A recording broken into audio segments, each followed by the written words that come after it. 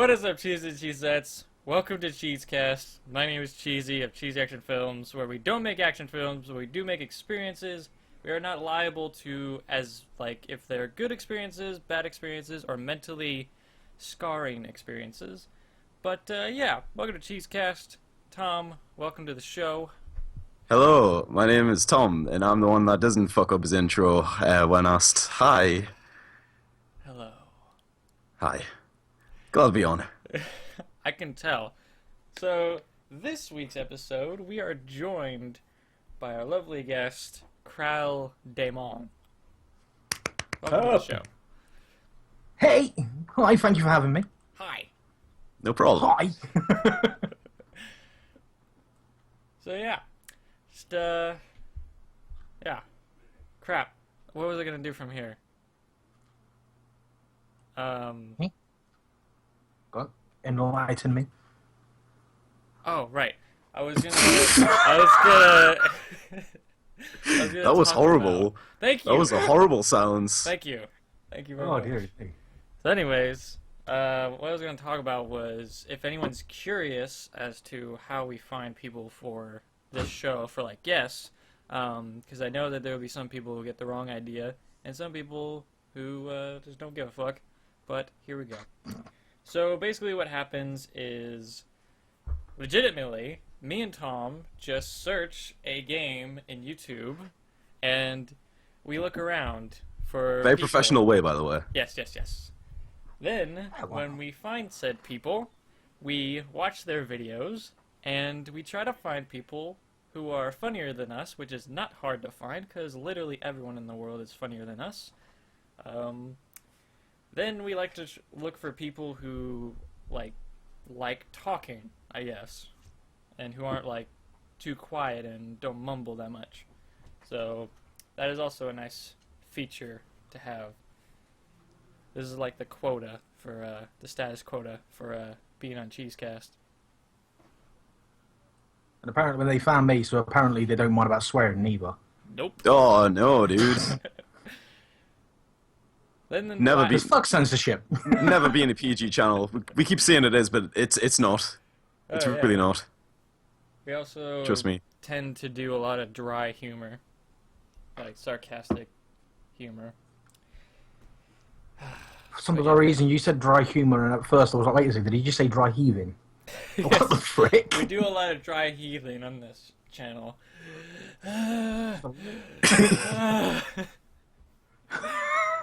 Then the last thing we look for in a channel is basically we want both channels to have the potential to get an equal benefit from the collaboration. So, for example, I'm not going to ask I'm not going to ask Uber Haxer Nova, for example, very extreme example, but I'm not going to ask him to join my be on our podcast, because that wouldn't be fair at all to him, because it wouldn't really benefit him at all to collaborate with us. I've already sent an email, but he's not. Sounds like me. I'm constantly sending people emails. I never hear nothing back. Jack! Answer me! Why don't you love me? It's it's usually the reason I would think is either they don't read it, they think you're just trying to get extra subs from them, or they just don't want to, and they're assholes. They might be socially awkward, like me. Hey. I don't know, if I was in a position where I had a massive following and shit, and someone with I don't want to sound like a prick, but with a lower fan base. Well, not like a lower fan base, but well, you said Uber Haxanova, right? And he's got how many he's got? He's got 2 million, maybe. I thought he was at 4 by now. Yeah, 3 or yeah. 4. He's got millions of subs basically. Mm. And we have, at the minute, 666, I believe. Yes. So, if we went and email him, he's just a guy living his life, by the way, okay? Mm-hmm. He checks his email. He's like, I really can't be asked to do that. Yeah. That's what I would be thinking if I'd read that. Yeah. To give up 2-3 hours of my time. Yeah, exactly. Where I could be recording videos for the people who subscribe to my channel. For them. Instead, I'd be contributing for someone like who has only a tiny fraction of that. Yeah. And I know this sounds like pretty bad to say, but like I do see why it wouldn't work. It makes perfect sense, actually. Yeah. It's not a dick thing to say, because everyone's time is valuable, especially his, because he has, like you said, a couple million people just waiting for his next video. Yeah, exactly. That's what I mean. Like, it's his job, right? And you wouldn't really like just walk into a massive company and demand a meeting. Like, it doesn't work like that. Yeah. It's. Speak for yourself. I would. I'll walk into Square Enix tomorrow and like, yo, give me a job. Fair enough, Kral. We're gonna hire me. Straightforward, man. I like it. He's YouTuber. That's just my CV. That's it. It's like, so what have you done with your life? It's like, yeah, just check YouTube. Just You're hired. I wouldn't be surprised if that like qualified you to work at Square Enix. And then my next question is, have you ever had your finger or your thumb up your own asshole for an extended period of time? Because I feel like that's all they do there at Square Enix. Now, there was one case. Oh god. Strictly accidental. No, I'm just kidding. There is no instance where you can take what you just said there and be like, well, it was accidental. No. How the hell would you accidentally place your thumb up your ass? I imagine one of the questions would be like, so you know how you milk a cow, Kral? Do you know how to milk a series? I'm just saying. Do you know how and to then I'd follow that question game? with another question. Have you seen my channel? Amazing. Oh, that's fantastic. We don't make action films, but we do make experiences. What have you been playing in terms of games recently, Kral? Well, freaking hell, that's a good list. Well, apart from what I play on my YouTube channel, which is Minecraft, Terraria, The Escapist at the moment. Awesome game, by the way. Dead Island. I love zombie games. Absolutely love zombie games. Dead Island. And also, it's one that, it just punishes you. Because it's like, you see the big thugs, and you're like, yeah, I can take you on. Run, kick, and the thug's just like, yeah, backhand, go away. And then if that wasn't bad enough, and I really want to punish myself, Dark Souls. Because why the hell not? Because I've got too much hair in my head, so why not help it fall out? Recently, I purchased Magic Maker. That's a damn good game. Yeah. On Steam. It's currently on sale at the moment, actually. But yeah, it was actually recommended to me, which is weird because Steam never recommends good games ever, like you stated. Yeah. They just recommended this one to me. I was like, I'll give it a whirl. I'll give it a shot. No, it's actually really entertaining. I need to check that out because, by the way you're describing it, it seems pretty good. Any game that turns around and says, right, here's 3 slots, pick 3 spells, and we're going to combine it to make a laser that explodes on impact.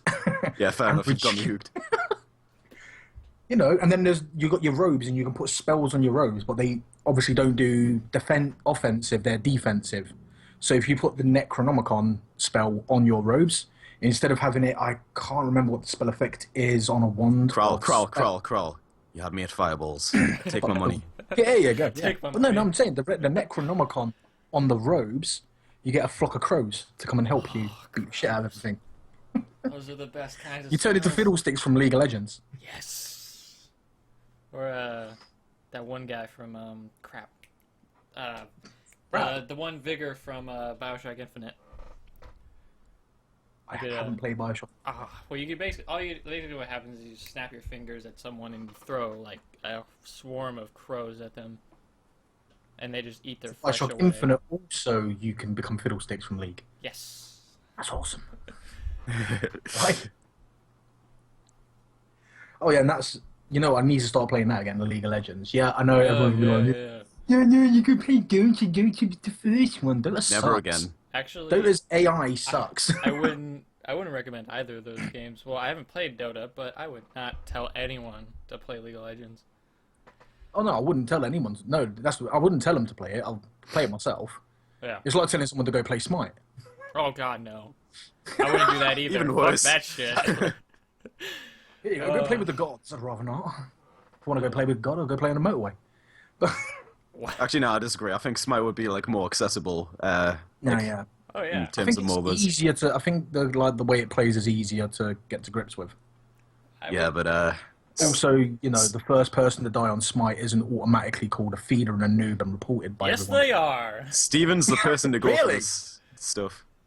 Wait, no, I don't call people that. I call it like, I don't type it in chat. I'm like, oh, this fucking guy. But I don't say. But I love it, because when I play League, when I used to play League, I don't like to play the champions that everyone else plays. I play like Rammus, Skarner.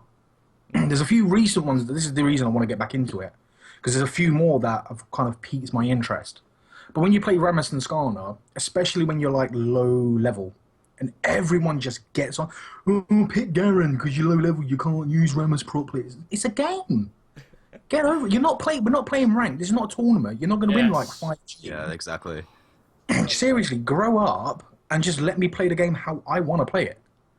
If that doesn't fit in with you, then simple. Leave this room and go find another one. So I'm guaranteed that someone else will come very happily and take your place. I swear to God, right? If I go back to Adventure Time Battle Party and it's the fucking Yes. the chat is telling me to get the fuck out, I'm done. That would be the best. Princess Bubblegum, what are you doing? The funny thing is, like, I didn't find any character that was like exceptionally bad in that game. Like, they were all good and fun. Yeah, to be exactly. honest. Especially, my Oh. favorite character was the Mint dude. Oh, so good. Mine was probably the Lynch, but I think I'm bad at all MOBAs, to be honest. So, like, I was about to say, hang on, which MOBA were you talking about then? Oh, it's a Adventure Time MOBA. Ah, right. basically it's what would you say it's like? Just League of Legends, I guess, but with Adventure Time characters. Fair enough. That's literally Say it. no more. I would say it's like. But it's really good in its if, own like, right.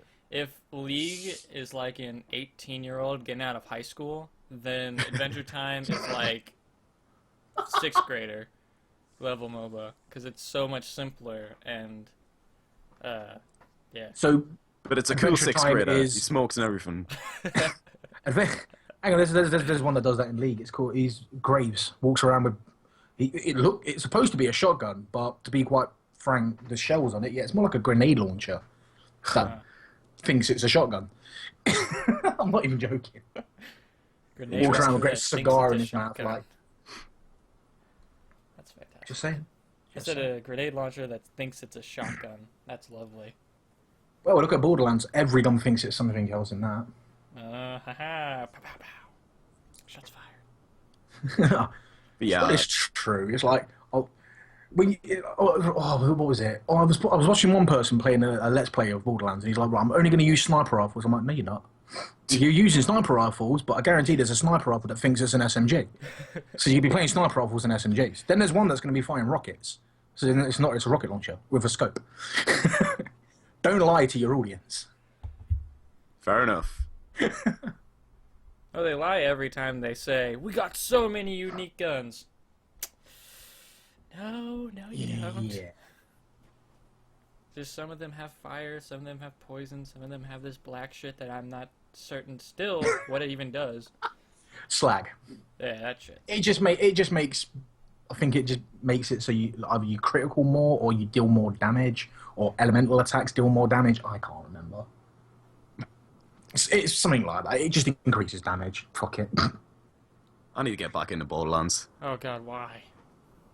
Why? Because I still reckon it's a sick game. No, to be quite fair, it is a good game. Yeah. But the only one, like, I'm saying that, and like I've only played like 4 hours maybe of Borderlands 2. I've never played the first of the pre-sequel, so you know, I'm feeling really intimidated by Stephen laughing at me. I can honestly say I've not completed Borderlands 1 myself, like from start to finish, but from joining my mates in like, I've basically completed the game but it'd be like reading a book and starting at chapter 1, then going to chapter 7, then reading chapter 3, then chapter 9. Yeah, I imagine if like we did like a co-op thing on it, that'd be pretty sweet. Oh yeah, I would love that. It's just I cannot touch that game by myself because I fall asleep. I imagine Dead Island would also be really good at if that's the case. On its own though, it's just so boring. When you're just playing on your own, it's just so tedious. You have to have people with you. Yeah, I imagine so. To make it fun. Otherwise, it's just you running around with a machete, dismembering zombies. Actually, that's pretty fun. It helps. I really can't. It kind of it helps to have other people with you. But I was gonna say it helps the fact that it's like so like broken of a game that it really helps for YouTube videos. Oh yeah, definitely. I mean, think about it. Most channels were funded on pointing out broken parts of games. Yes. Very true. But yeah, I'd probably enjoy playing that like with someone else. Like I wouldn't have any inspiration to go out and buy it just to complete by myself, to be honest. Yeah. So yeah. Is that all your gums? That all your gums? Kral. Have you played anything else? Have I played anything else? I mean, you should see my Steam library. It's like 100 games strong. Geometry Dash. You know what? I end up playing a lot of games after watching YouTubers. So like, I'll go on these mad benders where I'll just watch tons of random videos, see random games, and I'm like, yeah, I'm gonna go buy that. So like Geometry Dash. I just go on this binge of watching Tom's videos. I was like, oh really? Wow. You know what? I'll probably watch one of your videos. You never know. I'll probably sat there and watch one as I've gone through random. You never know. Like BeamNG Drive, Besiege, It was Shark. Hang on. There was one game I bought strictly because I saw someone playing it, and I was like, had no idea how it worked, and I was like, oh, Terraria. Oh. And I'm now doing a series on it. I haven't played that in so long. That game's never hooked me, to be honest. Like I've tried to get into it. It's never worked really. Never really. I don't know. It's the same thing with Minecraft actually. Like I guess I'm not creative enough, to be honest. Fair dues. I like being held by the hand. Okay. And the final game that I'm going to mention that I've been playing is Warframe, because I just think that game is freaking awesome. That game is pretty dope. Unless you're playing with someone like one of your friends and they're like way higher level than you, and they just like run through every mission. Be like level the funniest 1 thing? mission, just kill everything where you even touch it. I'm in a clan on Warframe. They helped me get Nova Prime. Because like I kind of mentioned to him, like Nova back on a different profile was my second Warframe I ever got. And I wanted the Prime when it first came out. They were like, okay, we'll help you get the Prime. So they helped me get Nova Prime. They helped me get a gun that I got the Bratton Prime. I'm a mastery rank 4. I haven't got any of the cards that work well with the build. So I'm running around, everyone's like, oh, he's got Nova Prime, he must be really good. I'm like, no. You take me into the void and you're fucked. You're going to be helping me up every step of the way. But no, it is a good game. What a Warframe is basically, it's like you have a bunch of different like robots kind of that are like warriors that you can choose from, and they all have like different abilities and like weapons like that they specialize in, and you can get like mods kind of to like build them like you were saying a certain way, and you basically go on like kind of like raids in a way, but they're more like missions. Yeah, and each one's like a different theme. So you've got like extermination missions, interception, defensive, etc. I've always liked the look of it. I've just never really had a chance to play it. It's well, yeah, sort of recently, I guess. It's recently came like on the PlayStation Store, so I might give that a go. Yeah, definitely. I mean, the tutorial for it pretty much explains all like most of your controls whilst you're doing the tutorial. And the tutorial was really nice to like kind of help you into the story, like the whole backstory to him. Yeah. So you get to meet the Grineer, you get to meet the Corpus. I think you end up meeting the Infested if you do a later quest line, and you get to meet Captain Vor, and then you end up getting to hate Captain Vor. As much as I do, I personally think he's a dick. Mm-hmm. But the one thing I do like about the start of the game is you get to pick between 3 very unique warframes. Mm-hmm. Yeah. What's the name of the game? Roll credits. And it's like a load of people, and so many times I've seen people go, which is the best warframe at the start? It's like, there is no best warframe. Oh, yes. It's each warframe works differently, and some warframes I can't even use because I genuinely cannot, like, some of them have really low armor and shield. Yeah. But I don't play like that. So Nova Prime having the extended shield is really good for me because she has all this. I love the skill she has. Like, she has an ability to prime enemies, so when you shoot them, they do more damage, and when they die, they explode and hurt other things. And I love that. That's good, I guess. That there's like not one that triumphs over the others. Yeah, exactly. Like, so the same Loki level. Loki is the whole.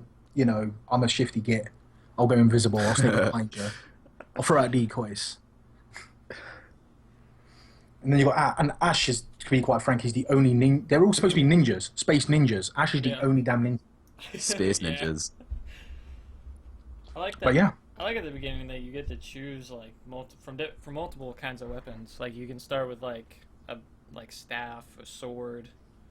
Yeah, originally Yeah. you couldn't do that. You just had to pick one of 3 warframes, and then they just got base starting weapons.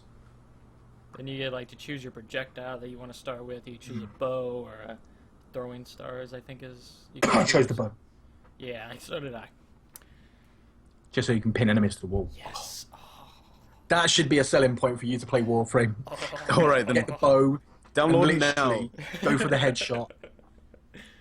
Nah, that Challenge sounds for pretty sweet. anyone who plays who's gonna, after hearing this, is gonna go download Warframe. When you get your bow, challenge mode is to try and pin another enemy, an enemy to another enemy, and watch them freak out. Wow, Yes. that sounds insane. It is absolutely hilarious. My favourite one is to shoot enemies at doors because they don't stick to the door, so they freak out on the door. And then when you walk to the door and it opens, they just fly through. It's absolutely brilliant. All right, sweet. All right. So, that's all the game-s you've been playing? Yeah, pretty much. Excellent. Cool. There's a few games I've been looking at, but I mean, I haven't played them, so I wouldn't know what they're like. But yeah, there's a few that have been taking my fancy. Awesome. What you been up to, Thomas? In terms of games, not that much really. I guess the most I've been playing is Battle Block Theater with you. And oh my god, the most stressful experience, like the last time we recorded that, I swear to god, I started to lose hairs and stuff, dude. Yeah. It was, it's oh god. I love that game to bits, right? It's hilarious and it's really really fun to play with other people. But Jesus Christ, I'm gonna weep for the day that we do a co-op on Portal or something, because puzzle games, Jesus Christ, that's not me. Steven, right? This is basically the plot for our co-op of Yes. Battle Block, okay? Steven does the work. I sit on top of his head, waiting for him to solve it, and then, you know, we just make our merry way. I do not know how to work the Battle Block. I swear down. I would also like to point out that literally, this is not this is not an understatement. Literally, every time we've gotten ready to record, Tom will just hold on. I gotta set it up. Wait. And I'm like, what have you been doing? Oh, I've been installing the game because I've installed it. And I'm like, what the fuck? What? Yeah, I've got a really, really nasty habit of uninstalling things. I don't know why. It's happened ever since I had like a really bad laptop. Aye, that's a thing. Laptop. A laptop. I had a really bad laptop that couldn't really run games that well, so I kept everything uninstalled because like I thought it would like preserve more space, and that sort of carried on when I got my PC as well. It's a really bad habit. I need to stop doing it, but I need to go to like therapy or something for it. So yeah, that's a thing. I don't even know if you can upload that. I don't because I don't know. I don't know if like gameplay and me going. Oh my god. I'll upload all no, the no, videos. It classifies as content. I don't know. If that's all you do, what you do, you play the drinking game alongside. You get your, Oh, that would be- subscribers. Every time you go, they've got to take a shot. That would be splendid. But no, from what I've seen of that battle block, it kind of looks like Little Big Planet in a way. Am I right in saying that? Yeah, I get what you mean. Yeah, it is very like Little Big Planet. It's very cutesy the way that it looks. It's like But a it's 2D version of Little Big Planet. yeah. I'd say buy, definitely. I don't regret Yes. buying it at all. It's a quality game. Oh yeah. One of the best multiplayer experiences of 2013. Yeah. Yep. But I think the best thing about it has got to be the Uh-huh. faces that you can buy, like all the different What? like the characters' heads that you can get. My favorite thing. Oh. Yeah, it's pretty sweet. You know what I've only realized, like, now, watching back at the videos that we've already recorded, every time, like, we went to buy faces and stuff, right, I'd go, like, I'll explain to Kral how this works. Like, you have to go to a separate station for what shaped head you want, because there's a triangle, there's a square, there's a circle, and there's a rectangle, I think. Yeah. And every time we go to buy like a different shaped head, I never knew that like different stations meant different shaped heads. So every time we came out of like a section, no, I didn't know. Like You didn't. nope. There's a huge ass diagram behind this station that has like a huge square, a huge Listen up, triangle, a huge circle. This a huge continues my point rectangle. of like being held by the hand. Okay. I go to one station. And I waste all my gems on the same shaped head, like every time. I never vary it up. I always stick with the same shape, and it's took me this long to realize. And I think that's about Jesus Christ. We must have done 3-4 hours, maybe. Oh, we've done more. We've done more than that. Oh Jesus, more than 3 or 4 hours. Yeah, we did like. What did we do? We did like an hour and a half for the first session. We did like close to 2 hours for the second one. And then Yeah. the third one we did about an hour. I think it was an hour and a half. Ugh. So it Yeah. was about 4.5, maybe 5. Oh, Jesus Christ, that makes me feel even worse. Thanks, Stephen. No problem. But yeah, punchline, I'm an idiot, and I'd love to see you play Terra, because it'd take you like 2.5 weeks to realise you can craft. Terra. I've heard such things about that. Please explain. I've seen that advertised. Is that free to play? It is, isn't Yeah, it's it? free to play. Yeah, It is free I to thought play. so. Unlike Rift, where you have to pay to unlock like fucking 80% of the content. I'm just freaking saying. Yeah, that's 80% of free to play games. Free. But Terra, Bunny ears on free. Yeah. But yeah, Terra Online, realistically, it's just like most of your MMORPGs out there. Like you have your classes, you get your races, you go through, you do your quests. But I think the thing that makes it stand is like most MMORPGs, it's a case of you click on your enemy, and then the battle is completely automated. You just choose the spells to use, and your character does it all for you. Whereas in Terra, you literally aim. Have you ever played Defiance? Defiance. Yeah. I have not, no. But I know that that's went free to play as well, even though Yeah. they charged like 20 quid. It's okay, no. when it came out. I paid for it. What it is, anyone who Oh, paid bro, automatically I'm been sorry, classed. man. No, we got classed as veterans for the game, so we Oh, get right. a title. We get a unique title called Old Schooled. We get extra inventory space, extra key code spaces, extra this, extra that, clothing. So we get our own benefits. Oh yeah, that's sweet then. So yeah, I was gonna say if like they just completely ripped you off like that, Yeah. no mercy. Treon would have heard a lot from us. Like, Yeah, definitely. kicking the shit out of them. But yeah, that Terra, it's good. The aiming style is kind of like when you're moving around, you literally use your mouse to look around freely, and you actually left click and right click to attack. as well as having obviously 1, 2, 3.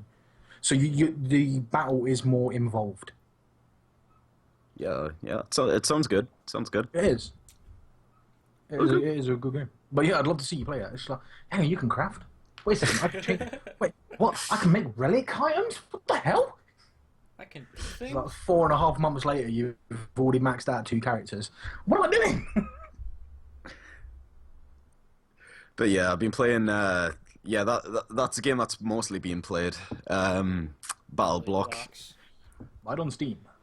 We're not sponsored. Right on Steam. Want to murder your friends. That's the main appeal of it, really, isn't it? I mean, don't lie. You know what I mean? You have the ability to pull off amazing combos if you have the right tools, and if you do it if you do it right. You also have the ability to fuck over your friends and make them hate you for many years to come. I just want to say, I think the Behemoth might be one of my favorite game development companies, and I would agree. I'm still in awe that they got Stamper to do the narration, because that's one of the best decisions that could have been ever made. Oh my god, it makes the game so much better. The humor that he uses, he's just really weird and so absurd, and it's the best. Love it. I've always been a is it Bethesda? Is it that, is that how it's? Yeah.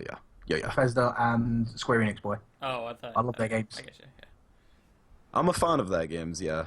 But, like Behemoth, they've only made 2. No. I think they made one before Castle Crashers, but I don't know what it was. But I've liked every game I've played of theirs, and it's like they're really doing service to the fans, I reckon. Oh, and Team 17, sorry, I like them as well. Team 17. What? Worms. Oh, They made the Worms game. I see. Yeah. I haven't played that in so long, dude. Oh, Worms. Wow. Everyone loves Worms. Yeah, I don't know a that's- person who doesn't like Worms. Everyone It's loves Team having 17. worms. I used to have Worms, and I love Worms. Exclusive Worms. 10 out of 10 would worms again. Yeah. But yeah, Team 17 are also the team that made The Escapist. Oh, that's interesting. Full circle.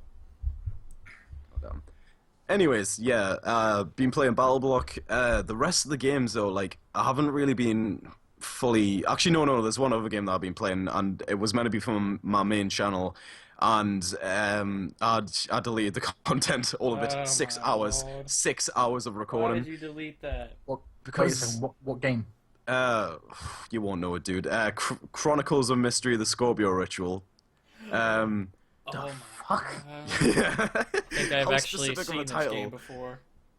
Yeah, it's one of those games, right?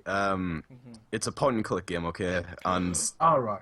it's got like it's got a storyline. I'm not gonna say it's good, because it's just a storyline, and it's like the reason I deleted it. I played it for so long as well. The reason I deleted it, I just thought that the commentary was basically non-existent, because I got stuck a lot of times, and where Potter actually did make progress, I was like, I don't sound too good there. Like, That's you know what I mean? Like, games, isn't it? Like Yeah, you, it kind of sounds like when you say it, it's like it has a story. It kind of sounds like I have no mouth. Yeah, I must scream. yeah, Apparently, that game has got a absolutely horrible story, yet people want to play it. How the hell? that's on my wish list. Actually, that game, because that was based off a book. That game. Yeah, But like, I feel sorry for the person who wrote the book. I think my mom has that game actually. nice, man. I feel like one of my relatives has played said game. What, that game? Yeah, it sounds like something they play. Damn, Like dude. they were all about point and click, like mystery stuff and whatnot.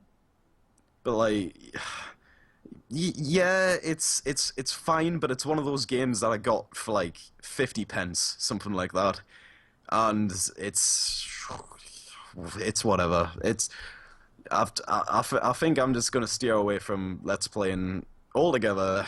I'm gonna do something else with the channel. There's nothing wrong with Let's Playing. There's nothing wrong with it. You just need to know what you do. I'm perfectly for it. Yeah, like, dude, my teenage years, like, were built around YouTube and Let's Playing, basically. Like, And rap battles. every day from school, I used to just come in and not watch television, not play games. I used to watch people playing games on YouTube. So yeah, I'm all for Let's Playing. Like, I've wasted years of my life just watching the stuff. Okay, but like, it's really not for me because I think whenever I try to do a Let's Play, no matter how much I try, I always try to imitate someone else, and like it's really like it's really noticeable when you listen back to it as well. And I'm like, nah. Honestly, God, it takes time to develop yourself. Yeah, definitely. And no one can honestly say that they are unique. Like, people who I've had one person who watches me and he turned around and said, "My God, George, you act like so and so." I'm like, who? Yeah. Yeah. But yeah, I mean, I didn't know about the whole YouTube scene until, and I'm not even joking when I say it, about 2-3 years ago. Shoo. And the first person I watched, no joke, was Ant Venom back in the day. Damn. And then from Ant Venom, I went on to like Tom Syndicate. From Tom Syndicate, I went on to like Captain Sparkles. Then that kind of went on to like Sea Nanners. You were part Then of I the moved Minecraft on to the whole bandwagon, huh? I see. Yeah, I mean, my channel started the whole Minecraft, started on Minecraft, and it took me, what, a year and a half to slowly progress out of Minecraft into other games. I've been on YouTube for like almost 6 years now. Wow. Yeah. Well, nowadays, nowadays I only watch... Steven flexing. He said, like, flexing my muscles. 6 years! Flex my muscles. Oh. It's Plus funny, one biceps. It's funny you say, like, what you're saying about no matter how hard you try, you always, like, sound like other people, Tom, with your commentary, because, like, with art, everyone starts out, like, watching, like, for example, Disney. That's where I got interested in drawing and animating, and I've kind of, like, learned how to draw from emulating Disney, and as I progressed, I put my own, like, style into it, so... And the more you draw, the more it becomes yours, like your drawing instead of a Disney drawing. But the thing is, I understand that because you have a passion for drawing, right? And you, yeah, well, and like, it's something that you really want to do. I know that. Yeah. Like you're a really good drawer, dude. And thank you. Like, no problem. And like, you aspire to be an animator, so that makes sense. But like, the reason I have trouble letting go of Let's Plays is because I hold it so dear to me.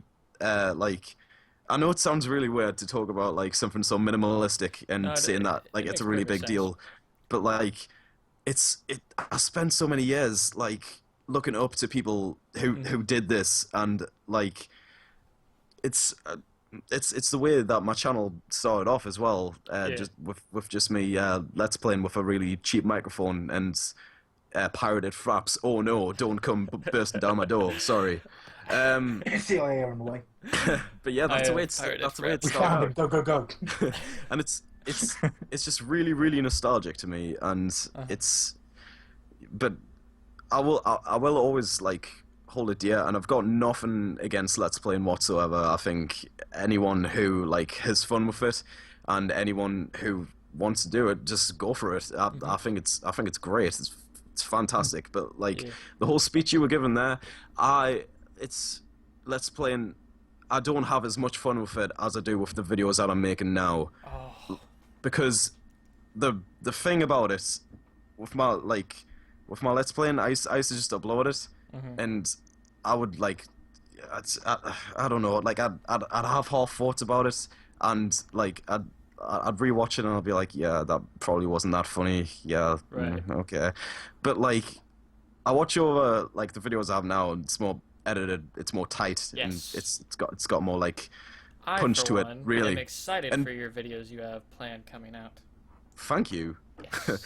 But yeah, like a lot of people care now. Like no one really used to comment, and oh my god, the feeling that like when you have a channel. and no one comments and no one likes, the feeling when you get a comment like saying, I don't know, like good job or something like that, you're just like, oh, thank you so much, dude. It's like, and, oh, tell me again.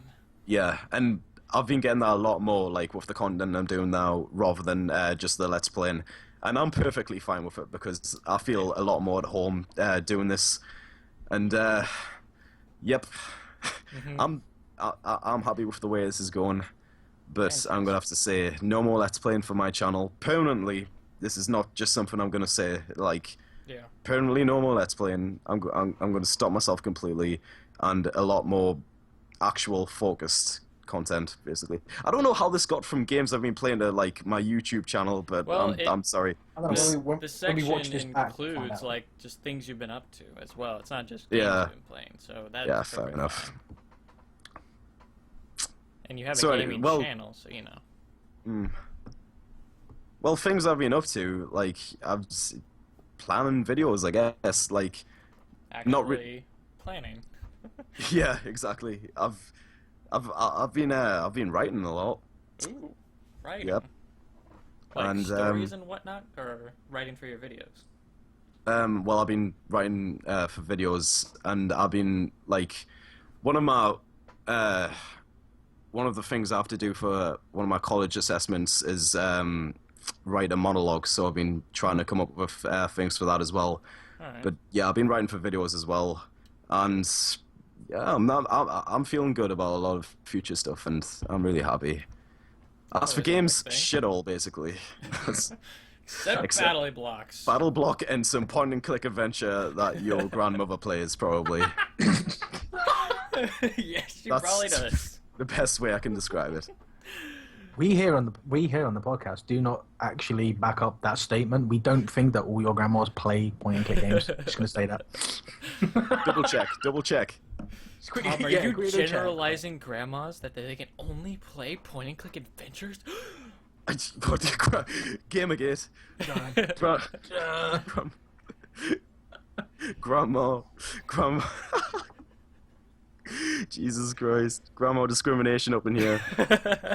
Just imagine, grandmas only play point and click games. You could just imagine that, couldn't you? Walking in, Nan, we're going down the shops. You come in, fuck off, I'm just trying to beat the harvester. Oh, fuck off. My grandma probably would say that too. Just like, oh, fuck off. Or she'd like, I'm playing, I have no mouth. No, you do like that, fuck off.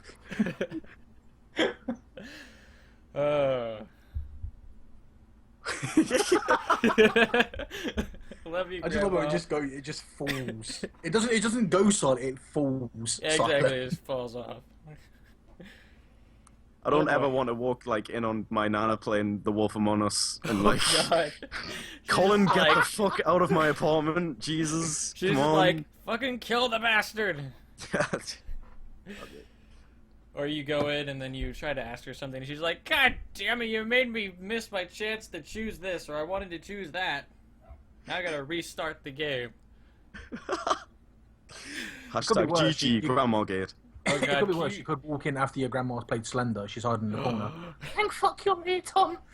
Some freaky bastard with no face and a suit was chasing me. It was 8 pages. I ain't got a fucking clue what I was doing. I can't imagine. I can't imagine. What if like your grandmother played like a MOBA of some kind? Fucking nerds. Oh no, that would be an absolute nightmare. You thieving bastard! I am fucking reporting you. Yes, you wait. Fucking picking summer and going top lane. I want an ADC. Get off it. I want to play fucking Vega. Oh god, that's lovely. Cloud9 is the best team ever. Oh god, stop that. Where the fuck did that come from? No, I don't know. Cloud9 has been on my mind recently because the #1 team in North America, actually #1 team in the world, recently like got bought out by Cloud9, and I was surprised. But yeah, anyways, for Smite, by the way. Ah, fair enough. I was gonna say, just on that, when you saying them getting bought out, it's like Square Enix, well, Squaresoft buying Enix. I'm surprised they haven't tried to buy Tri-Ace yet. Tri-Ace being the makers of Star Ocean. Right. Because if you think about it, Squaresoft, Enix, and Tri-Ace, one big team. Could you imagine the RPG that they will come out with? Holy shit! Much RPG. It'd have to be called. It'd have a whole new name. It wouldn't be an RP. It wouldn't be a roleplay game. It'd be called the experience of your fucking life game. It's like Skyrim with guns. Is their tagline? It's like Skyrim with guns. Stop. Jesus Christ, we can't let that go. Oh, it's so good. Like, it's the best tagline ever. With like that's carried on. No. That's carried on for so many podcasts, by the way, Kral. Like, I don't know if this has happened for like every podcast we've done, but like most of them, yeah, most of them probably deleted. But like, yeah. It never escapes. Skyrim with guns. No, the best tagline I've ever seen for like a review on a game, it was 8 out of 8 IGN, big letters. Or no, it was 8 out of 10 IGN, big letters. And I'm like, good job? So like 8 out of 10. So it's okay. It's okay. But 8 out of 10. Ratings with guns. Well, no. To be quite fair, for IGN to give a game an 8, that's fucking impressive. Really? Yeah, like I'd Definitely got to be game of the year because IGN never give good grades for anything. I used to think that like people like take IGN way out of proportion, like you know when people say like 10 out of 10 IGN, and like, oh yeah, that's really funny. Like I'm sure they're not that bad. Like I swear to God, this one day I went on like a spree of watching the reviews, and like they point out really negative things. Like the whole video, like it's fine. Like they do a review and they do whatever review does. They point out the good things, they point out the bad things. Mm-hmm. But like they point out bad thing after bad thing, and then they go, yeah, I'd say it's about a 9 out of 10. I'm like, what? That's not how you do it. That's not how reviews work. Like you need to take in the bad things as well as the good things. Mm-hmm. That's But I think just really weird. I think the only reviews I've ever, well, not the reviews, but the actual rating that I've ever agreed on that IGN gave a game was for the Monster Hunter series. What did they give it for that? Like a 10? 8.8. Oh, okay. Yeah, I know that. To be quite fair, Monster Hunter, it deserves it. It's a bloody good game. Yeah, like Monster Hunter fanboy. I was going to say, to be honest, most like reviews give it a 10 out of 10 anyway, dude. Like, yeah, it's an app. And Monster Hunter 4 comes out this month, sometime this month. Yeah, which it is does. going to be brilliant. I've seen that around. Yeah, and also I've seen, you can look this up on Google. It's Monster Hunter Online (MHO). It actually uses the Crytek free engine, and it looks beautiful. It just looks so nice. Yeah, if I had the console like for it, I'd definitely like give it a go. Been hearing a lot of good things about it. I haven't heard a bad thing about Monster Hunter, to be honest. Well, that's where it comes in though. IGN's actual reviews of Monster Hunter. And I'm sat there like, reading this review, it genuinely makes me not want to buy the game. But the game is bloody good. Mm-hmm. IGN, what the frick are you doing? Yeah, they're not. Whatever they're meant to be doing, they're not doing it. Yeah. The review doesn't match the rating, let's be honest. Oh, okay. This game's got so many bad points. 8 out of 10. What about you, Stephen? Well, I've been playing a few games, but before we go on to the games and stuff I've been up to, I forgot to ask Kral about the object he chose to represent him on the background. Oh, yeah. Is there a story you'd like to tell about why you chose it? Yeah, well, my item is the slime. Yep. I believe it's the one from Minecraft. Yes. And the reason behind that is, throughout my whole gaming life, the slime has always been the underdog of a game. It's always been the most common enemy. Yes. 9 times out of 10, it's the first enemy you meet. It's the one that you literally could fart on and it dies. And it literally, the drop, you can't use the drops for anything or any shit like that. And then my first experience playing Minecraft was on the Xbox. And so you can guess. Poor thing. Yeah, I know. But then again, it was a good thing because the slimes were stupidly rare back then. And I was like, wait a second. So, there's a game where slimes are the actual rare enemy? What the hell? So exactly, mind blown. So I'll continue playing. and I finally find these. I'm like, oh my god, this is awesome. Then I started playing Terraria as well, and once again, slimes are the common enemy, but they're more useful. Like they're the gels. That's how you make your torch. You can't make torches without the bad boys. And so then I went through the whole phase of like trying to pick a Minecraft avatar. The skins I went through. Oh my god! I spent like like hoodies and headphones. Yeah, and there was at one point I think the longest I had an avatar up before this was about a week, and it was the last one. It was an Ender Mage, and I was like, it was really nice. And then I thought to myself, you know what? I want to do the whole slime thing. I want to be the rare enemy. And I searched them up and I found this steampunk slime, and I was like, that's me. Ooh. And then it just stuck. For 2 years I had that, and I've recently changed to a grey Assassin's Creed slime. So yeah, I'm still slime, but just in grey, and I can appear out of nowhere and do leaps of faith and shit. Right. But yeah, that's why I've picked the slime. That's a good object, dude. I like that. I like that idea. Yeah, way better than a noodle, Matt. Sean means Steve enough for our objects. Well, actually, I have enough stories for why I chose cheese to fill like forever. Yeah, you need to keep up the tradition of story per podcast. All right, so this story is not as ridiculous as the last one. This is actually kind of a nice story. Okay.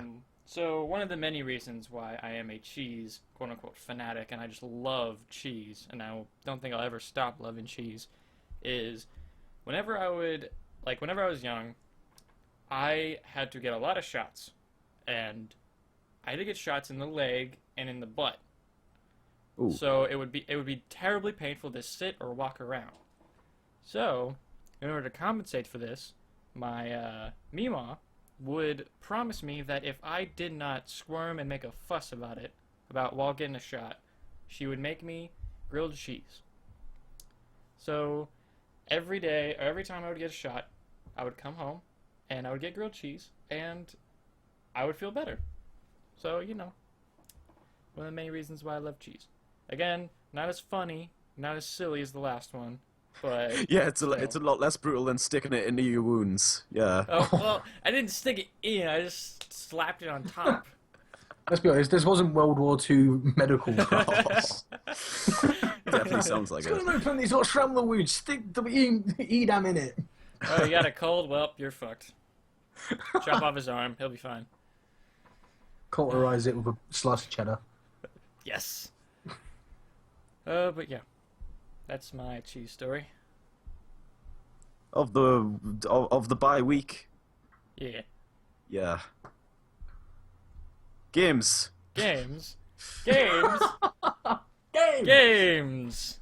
Okay. We love games. Unfortunately, it's unfortunate to say that, I haven't played that many games, and the games that I've been playing are almost exactly like the ones I played 2 weeks ago and last week. I played a little Gmod. I've just done... Who does? Right. I was actually surprised at how many hours I have in that. I have 140 something hours in Gmod, and I was like, Jesus! I only have 6. Do you want to know what's really bad? I've got Gmod, Yeah. but I don't have the Counter-Strike source for it. Dude, I barely have anything. The amount I of have so many. Yeah, but I have no. With the Counter-Strike source, you could pretty much play most of the base maps. Mm-hmm. Yeah. I don't even have that. Tom doesn't have I've got that Left 4 Dead either, 2, I don't think. Half-Life 2, Half-Life 1, I think I've got that in Portal. That's it. But Counter-Strike makes up is it 90% of the actual textures? Yeah, So- the majority of it. Right, that's gonna be my priority then. To somehow get Counter-Strike source. Even if I'm sorted. correct in saying though, it's you can buy the Counter-Strike source separate from the game, but isn't it cheaper just to buy the game or something Probably. like that? Hang on, let me just quickly check. I've got to check this. But Yeah, Counter-Strike is only £7. Counter-Strike source is 15. Wow. Okay. How does that work out? But the whole ordeal I went through, I downloaded every texture pack. I found this website and it had had all the stuff. Portal 2, Left 4 Dead, whatever, Half-Life. Half-Life, yeah, all the stuff basically. downloaded each and every one of them, put them into the folder where they keep all the Steam Gary's Mod stuff. Still didn't work. Many texture, like purple textures everywhere, and I'm guessing that is Counter-Strike source because that's what Steven keeps telling me, and by what you've just said, 90% of it. Wow, okay, probably. I'm gonna have to sort this out because this has been an issue for about 3-4 years, ever since I bought Gary's Mod. Yeah, it makes up the largest percentage of the Gary's Mod textures. Definitely need to sort that out then, because it's so bad when you're like playing with friends and like so many people have asked me like, do I want to record, and I can't. I have to sit there, I can't do it. Dude. Yeah, exactly. Like, why not? Why can't you do it? It's like because I ain't recording missing textures. Hell no. We did. That's unprofessional. We did many eons ago. We recorded Gmod with missing textures, where we sang karaoke to Russians because we happened to join a Russian server. We just started singing like karaoke songs to them. Sounds like fun. Yeah. It was a weird experience. But yeah, it can mess up like communication skills as well. Like like you say, like where's your character at? Oh, just by the green plant. What green plant? The purple plant? No, the green one. Oh, the checkerboard plant. The purple and black plant. But I mean, it's like I really want to play. Oh, what's the mode? I want to play the hide and seek. Yeah. No, prop hunt. I want to play prop hunt, but obviously I can't because everyone's prop will be a missing texture. Yeah. Yeah. What prop did you choose? I chose the missing texture. The only ones I can play properly is Trouble in Terrace Town and the most recent one we played, Murder. Well, those are the only also two. we have to play on like Minecraft and shit like that. We have to play on like all Minecraft maps in order for you to see anything. Yeah, the Minecraft map is like the only one that's fully like okay, basically. No missing textures on that one. It's so boring of a map though. It is boring, but like it's playable at least. Yeah. If it's playable, I guess. But yeah. What the fuck? Okay. I think my cousin, That's what it'd be like for me, but I don't know if I can play it. I think my cousin Donovan's played like 160 something hours or something like that. Oh. He's played more than me. But yeah. Other game I've been playing, I played a little bit of Nosgoth. Nothing really notable to report there, other than the new class is... Oh, it's so good. Probably because no one knows how to deal with it because it's new, but it's so good. Yet another MOBA that I'm terribly bad at. It's not a MOBA. Actually, I'd say I'm better on Nosgoth than I might be on Smite, but like fucking still bad. Well, it's hard to say because like Smite would break, and you'd be like disconnected from like every game. Yeah. Very true. Very true. That is that. But isn't that like 80% of the Smite like experience? Like, welcome to Smite. You will not. That was one of the main reasons I got a PC actually, because my laptop couldn't hack Smite. Yeah. So I had to transfer to a different thing, and then I gave up on it altogether. Smite is very well optimized, but like the developers, Hi-Rez Studios, they put a lot of stuff like in every patch. Like they put up so much content every patch, which is a kind of a good thing, but that also makes a lot of problems and a lot of bugs are created every time they patch something. Yeah. So there's every time there's a patch. Too much. Yeah. You patch too much, like obviously the things you've patched will, like, I don't know, work against the other things that you've patched. It's a possibility, yes. Uh-huh. There's a chance that it happens, and it usually does. And people are surprised when it does, even though it happens like every single patch.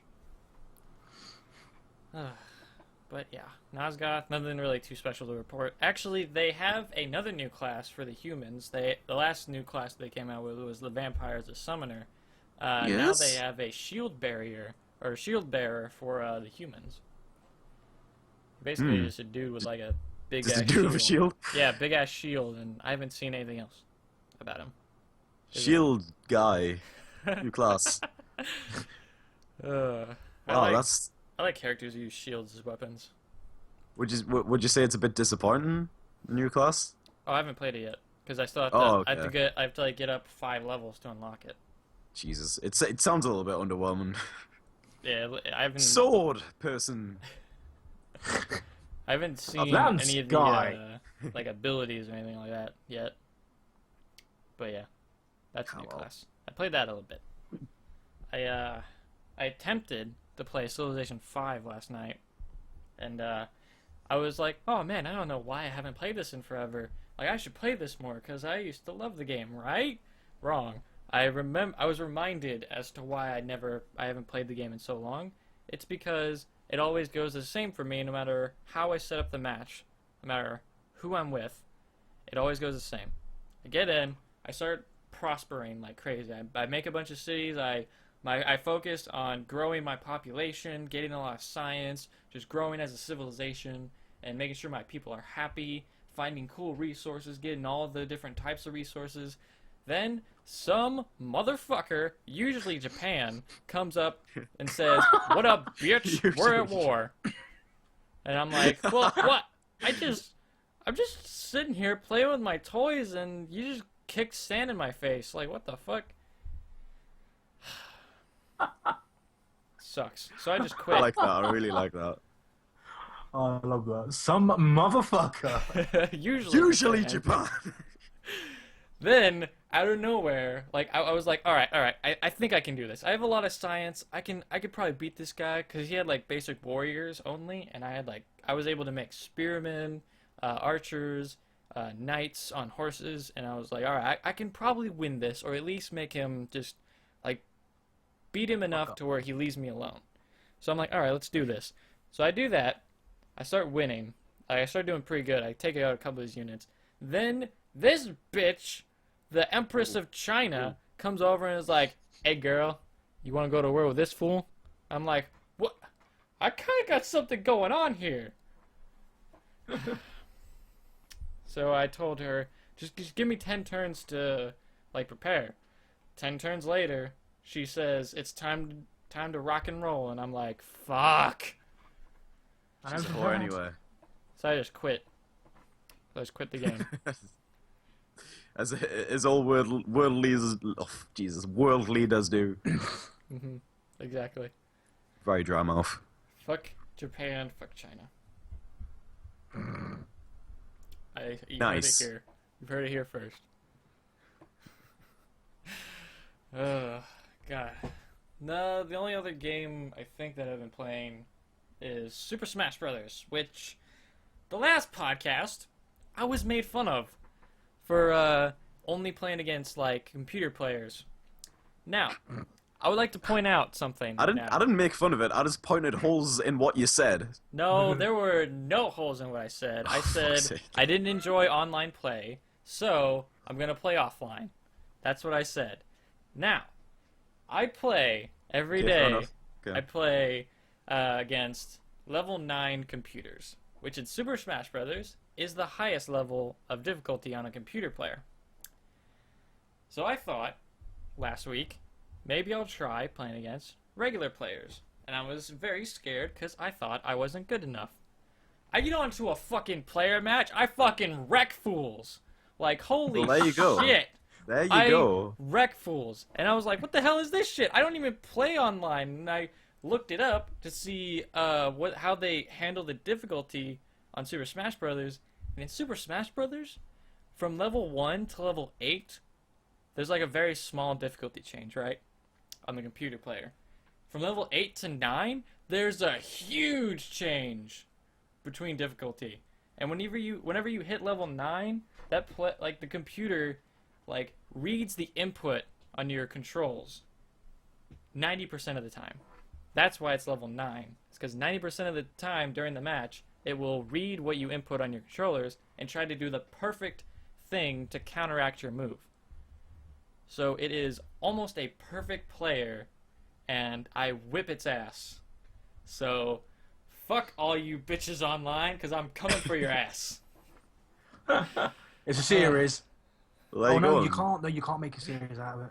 No, I'd have to buy a 3DS recorder, which is like Yeah. $300-$400. Yeah, screw that. You've overcome the odds. Are you happy? Yes. Yes, I am. The underdog. Yes. Rocky Balboa of Smash Bros. Yes, that's me. Steven Turner. Goes into every fight with the music playing. Da, da, da, Exactly. da, da. By the way, I'm gonna say it out. I'm gonna say it right now. Rosalina, Diddy Kong, best characters in the game. I'm gonna throw it out there. Maybe piss some people Rosalina off. and Diddy Kong now. Yeah, like here's an even more controversial thing that people are more likely to get pissed about me saying. Rosalina's better than Diddy Kong. Yeah, they're like the two top characters in the game. Is Rosalina and Diddy Kong. Fair enough. So I can't good. really argue. I don't know anything. I don't know anything. What am I? Well, this Nintendo. You've just been Smash. sat there playing granny point and click games. Okay. Casual. Okay, Kral. Okay. Hey, wait a second. Your words. What? What? Your words. They were your Yo, words. what? I don't know. So it's like, no one can say that I'm using them out of context. It is my words. Okay. You prove yourself. Okay. I have proven myself on the podcast. Yes. Talk shit again. You're getting kicked off. Oh okay. shit. Oh shit. It'd be so good if like Wow. Tom kicked you off the podcast and like the slime just like flew off the table, off the background. I'd be like, whoa, what? There's like the a Windows shit? movie media. There's like a Windows movie maker fade away. Transition. Yeah, it makes like a twinkling noise, like doo-doo-doo-doo. Like a 60s Batman little like spin away. Oh yeah. You can't do that. Because as everyone knows, when you hit a Minecraft slime, it just multiplies. Yeah. Fair enough. Good point. You If stay you, in want, it. if you want to test that, you know. Then there be would be my- two of you, and like you just have both of you would just have a higher pitch in your voice because you're like Yeah. smaller. And then you'd kick them off, and they'd split. There's just a million of you. We get the idea. That'd be amazing. Yeah, and then it'd get to the point where only dogs can actually hear the podcast. Actually, I have been playing another game. I played a few games with my father and my stepmother. I played like I was controlling it the entire time, but they had full control over the decisions we made. We played the Walking Dead game, the first season, and we played The Wolf Among Us. Sick. It was hilarious because when we first started playing The Wolf Among Us, my dad was controlling it. Then it got into a button mashing part and he fucked it up. And he was like, you know what, here, you take the controller. I'm like, it's okay, Dad. It's okay. How could you button mash on like a Telltale game? That's so weird. It's like whenever you have to like tap A to like choke Oh, like- someone out. Or Press Talking A about, like, repeatedly. Oh yeah. Yeah. Okay, yeah. To dodge the dude shooting at you. Yeah. Well, yeah, that's meant to be for button mashing though. Like if you need Yeah. to tap A repeatedly. That's what I'm saying. Like you don't. Okay, I thought you meant like it was mashing every button on the controller. I was like, I want okay. this decision! It's like mashing the B I button. don't want to pick a decision. I want them all. It's a weird way to choose your decisions, but okay. Yeah. Go You with just put the joypad on the floor and just stamp on it. Whatever import goes through Give the first. people's elbow. Yes. That'll do some good. By the end of the Wolf Among Us, my dad and stepmom were both like, "Fuck Snow White, she's a bitch cunt." At the end of the Walking Dead game, they were crying their eyes out because poorly. That's Yeah. interesting. I almost shed a tear I think- myself. I think like I definitely cried the first time I finished Walking Yes. Dead. Shed a many a tear. I But cried like, watching a Let's Play of it happening. God damn, I hate him a bit same here. Like it's that's really weird. Like how you can get like a visceral reaction like that just Yeah. watching someone else do it. Jesus, It's a good game if it can make those like feelings arise. it's a really good game. But like The feels. yeah, The feels. definitely, man. All of them. But like in my opinion, I don't really think it has that much of a like replay value. No, Like- definitely not. Yeah, like it's definitely got like different choices and stuff, but like They don't if you really think mean about it anything. in the long run, everything's sort of just it's just sort of the same really. Yes. Like it's the same outcome overall. Like you'll have different tweaks in the story The now and lead again. dies no matter what. Mm. Yeah, I hate games like that. It's like the entire way through the game, you've had, you know, control over what happened. Then right at the end, You it's like, think oh, but by the way, you you have can't control. do shit. You want to die with 2 arms or 1? It gives There we go. you the illusion in The Wolf Among or in The Walking Dead that you have choices, like a impact of how the game, like how the story goes. In The Wolf Yeah. Among Us, you have more impact, but it's not like full control. Yeah, definitely. That's what I said in one of my videos. Yeah, you're to all of the hate. Telltale Run. Yeah, Yeah, but yeah, I agree. I think I enjoyed Wolf Among Us more than Walking Dead, especially season 2. Jesus, I really hated season 2. of The Walking Dead. Yeah, I know you liked it. Man, I loved it. It's, That's okay. Okay. But that's okay. It's okay. It's okay to hate. Hate makes you stronger. What is I'm a just good getting- thing I'm- we're... I'm a hormonal person. The newest Telltale game actually has a lot of choices that you make that control how the story goes, in it, especially in the first 2 episodes. But we'll talk about that later. But yeah, I played that. I'm gonna try to convince them to play season 2. I might even try to convince them to play the Back to the Future game, because that one was pretty fantastic. It was pretty decent. Yeah, like I just it's fun. Yeah. I mean, there's nothing wrong with it really. It's just one of those games really. Fun point and click adventure is what I'd say it was. Just you just have fun with it. If you're a fan of Back to the Future, you'd definitely enjoy it. Yeah. I know I liked it. I didn't complete it though. I finished the first episode, and I didn't really go to any others. But I enjoyed it. My favorite Like, part has got to be the part where you go back in time and you can choose what actor you want to be named. My favorite part. Yeah, I remember that. An interview with Michael Corleone. Yes. That's That was exactly the what exact I name. choose. That was the That's exact name of the episode as well. Oh, it was! Oh my Yeah. god, it was! That video I did. Oh, Jesus, nostalgia. dude. The memories. That video doesn't even exist anymore, I don't think, on YouTube. I'm pretty sure it was one of the many we deleted, that we scourged from the channel. Yeah, I'm pretty sure it was. But yeah, those games I've been playing.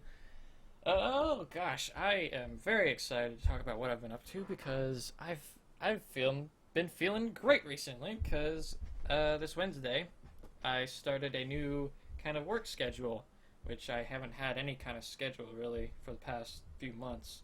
But I was watching a live stream where it was a bunch of my favorite artists, Will Terrell, Mary Doodles, and Jazza. Draw with Jazza, for those of you who are artists.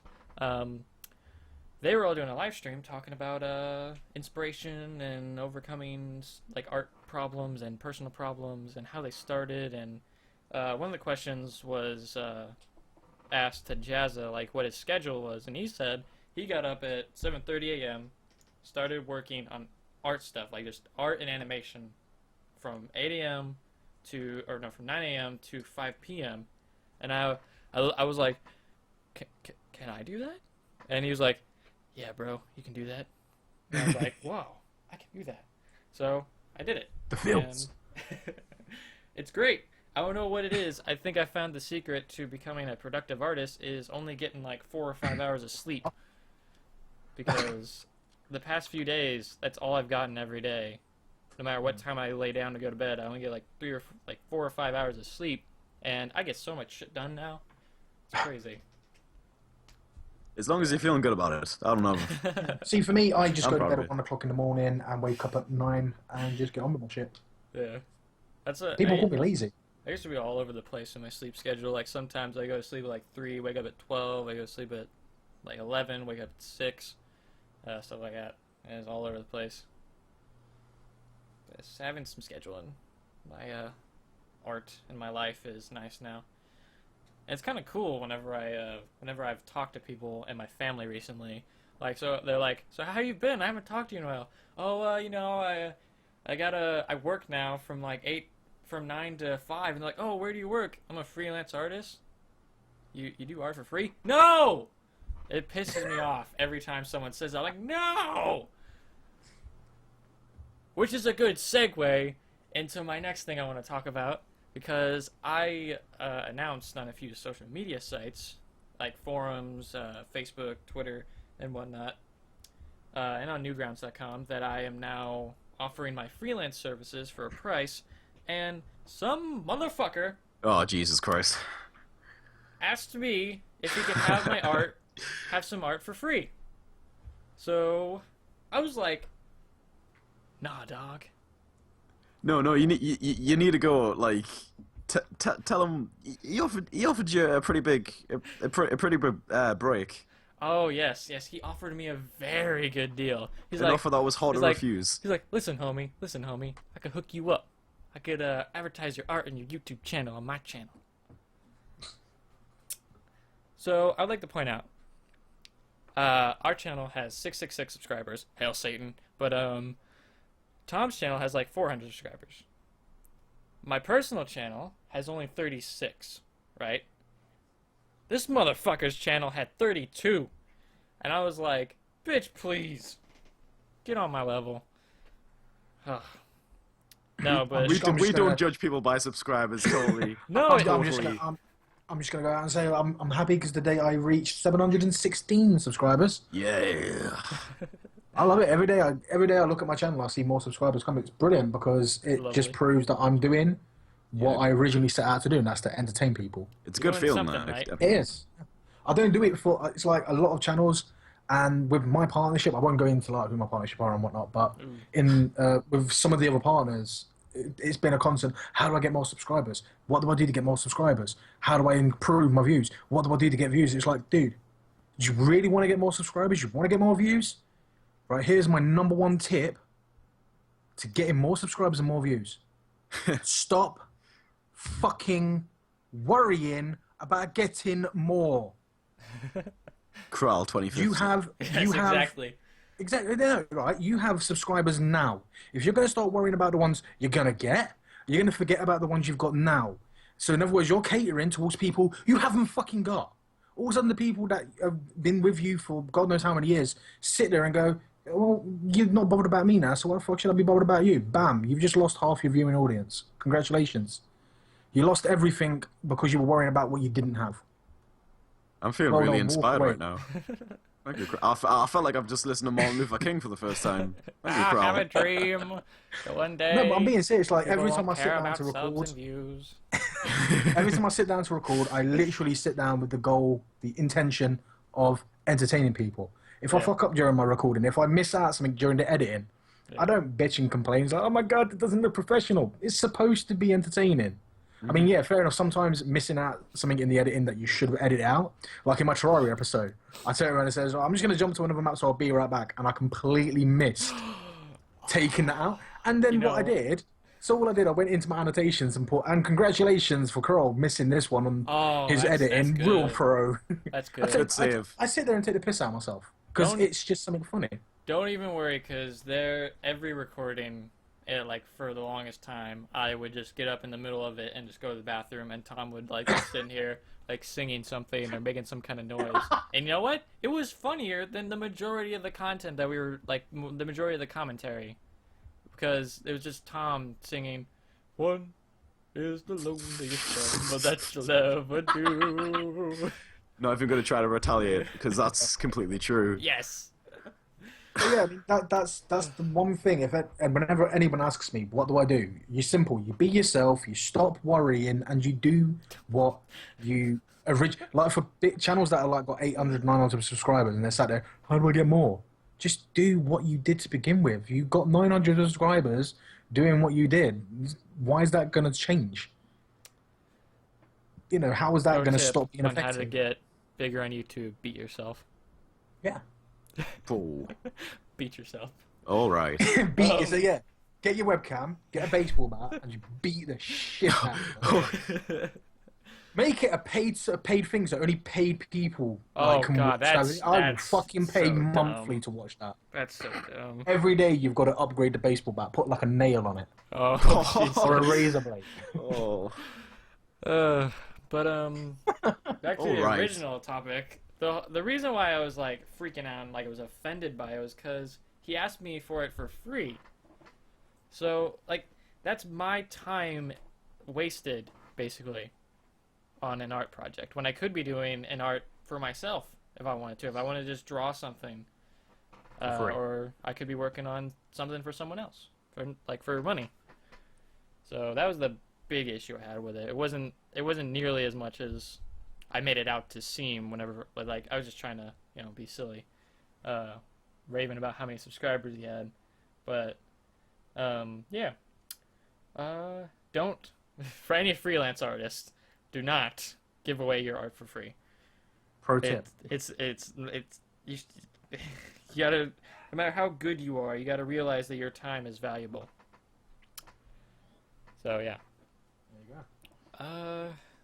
Oh, another thing with free art is I went after this whole spiel with this guy. I went on to the rest of another section of the forum where people can basically say, "Yo, you want art? I can hook you up. This is what I want for it." And I went on there. I love how every time like someone consults you like for art, it sounds like a drug deal's going on or something. Yeah. Well, that's what it I got seems like to me. some of that good Yo, smizzle bro. for you, yo. I heard you can hook me up, yeah? It's just Got some a dude thumbnail? sat there scratching his Banner arm. for me? I heard you can make YouTube art. Can you draw my girlfriend naked? What? No. No, that's a legitimate request. Like, there are dudes who will ask for like pinup art of their girlfriends, like and they'll pay for it. Oh, that's Not so even weird. kidding. Yeah. So I There's went a under this picture like this is section. naked. Can you draw it for me? Well, why would you want me to draw it? You have the picture. You have that body. Like you don't Please, need anything please. else. That's next to you. Steven, I know don't. she wants it doing as well. Yeah. What? I'm begging you, don't descend into like drawing like Sonic the Hedgehog fan fictions. Oh or something. god. I would have to be paid pretty The hefty furry in order to community do is that. now watching, They're rubbing like- their paws. Yeah, they're Oh, like, God. Stop. It's like there's a rich guy who's like just totally into that shit, and he's just like, yes, I will pay you $1 million. I'd be like, fuck yeah, I'll draw all the furry fucking you want. Give me $1 million. I give you $1 million, and in return, I want pictures of loop honey. Yes, I would take that deal. Like then I could like do whatever the fuck I want for like the next, I don't know, 10 years with $1 million. Cause like I don't need that much. On the subject of low honey, I seriously reckon that Pokemon was drawn by one of their graphic designers when he was drunk and horny, Yes. and then he actually submitted it, and they looked and went, "I'll tell you what, take away the nipples and basically just the genitalia, and yeah, we'll go with that one." I swear to God. If we're thinking about the same Pokemon, I like to describe what this Pokemon is to people who don't know what it is. I'm pretty sure this is what I'm thinking of. It is basically it's like a tall, skinny bunny with a very thin waist, a very pronounced buttocks, and chest. Yep. And the big, long, droopy ears as well that look like the long hair. Yes. Yeah. It's a rabbit, basically. Yeah, it's you just remember this, people. It's a rabbit. Mm-hmm. When you're sat there looking at it like, damn, that's got a big chest. It's a rabbit. Not like Jessica Rabbit. No, a rabbit. Jessica Rabbit is a little bit more acceptable than that. Yeah. Just a little bit. Anything that's not an animal originally. Oh yeah. Oh gosh, what else? Oh, that got dark. So art, scheduling, and art stuff. I've been hard in the paint. Haha, puns. I've been hard in the paint on my monthly art challenge, Magical Mohawk, which Yeah. for those you don't know, and for Kral as well, I don't know if he's seen it yet, but basically what happens every month is at the beginning of the month, I come up with a word, Tom comes up with a word, and I put it together, and I have to draw something related to it. And this month I came up with magical, Tom said Mohawk. So that's what I'm drawing. And it's pretty fantastic. I like how the words came together actually, because it sounds really good. I imagine it to be something pretty vulgar, but it's turned out all right. Yeah. Yeah. As long as you avoid the word crusty or slimy. Ooh. All right. See, the word slime, that can go many different ways. Yes, it can. No promises. I'll try.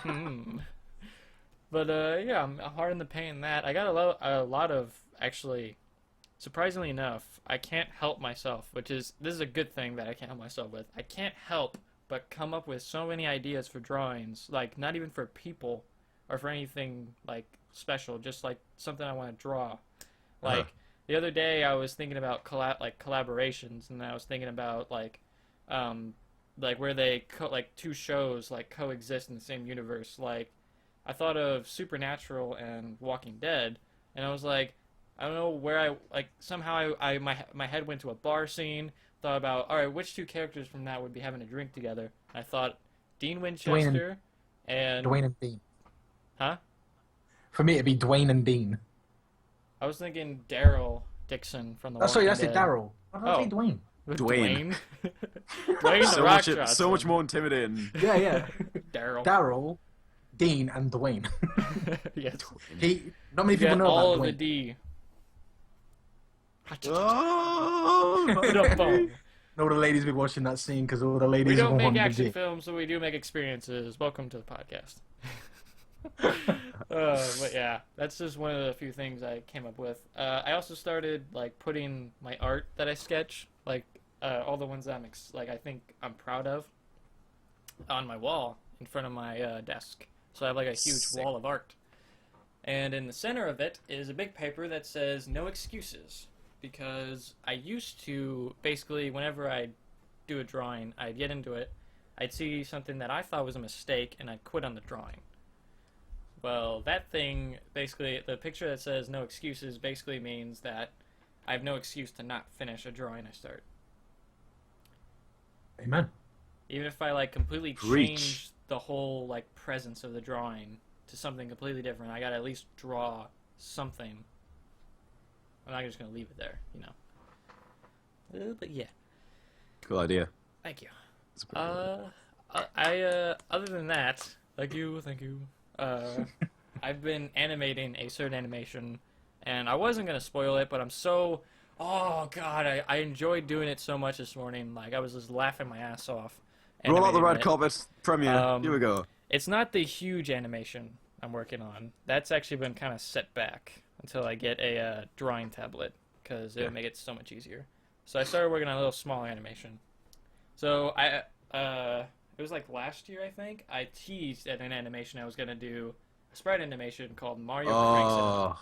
So yeah. basically what it is it's like Mario is getting old, because it is, and it's getting oversaturated. So Toadsworth comes up to Mario and says, "Yo, bro, you gotta change it up." Exact quote, by the way. So Mario basically goes... Oh yeah, it's a very common theme with me.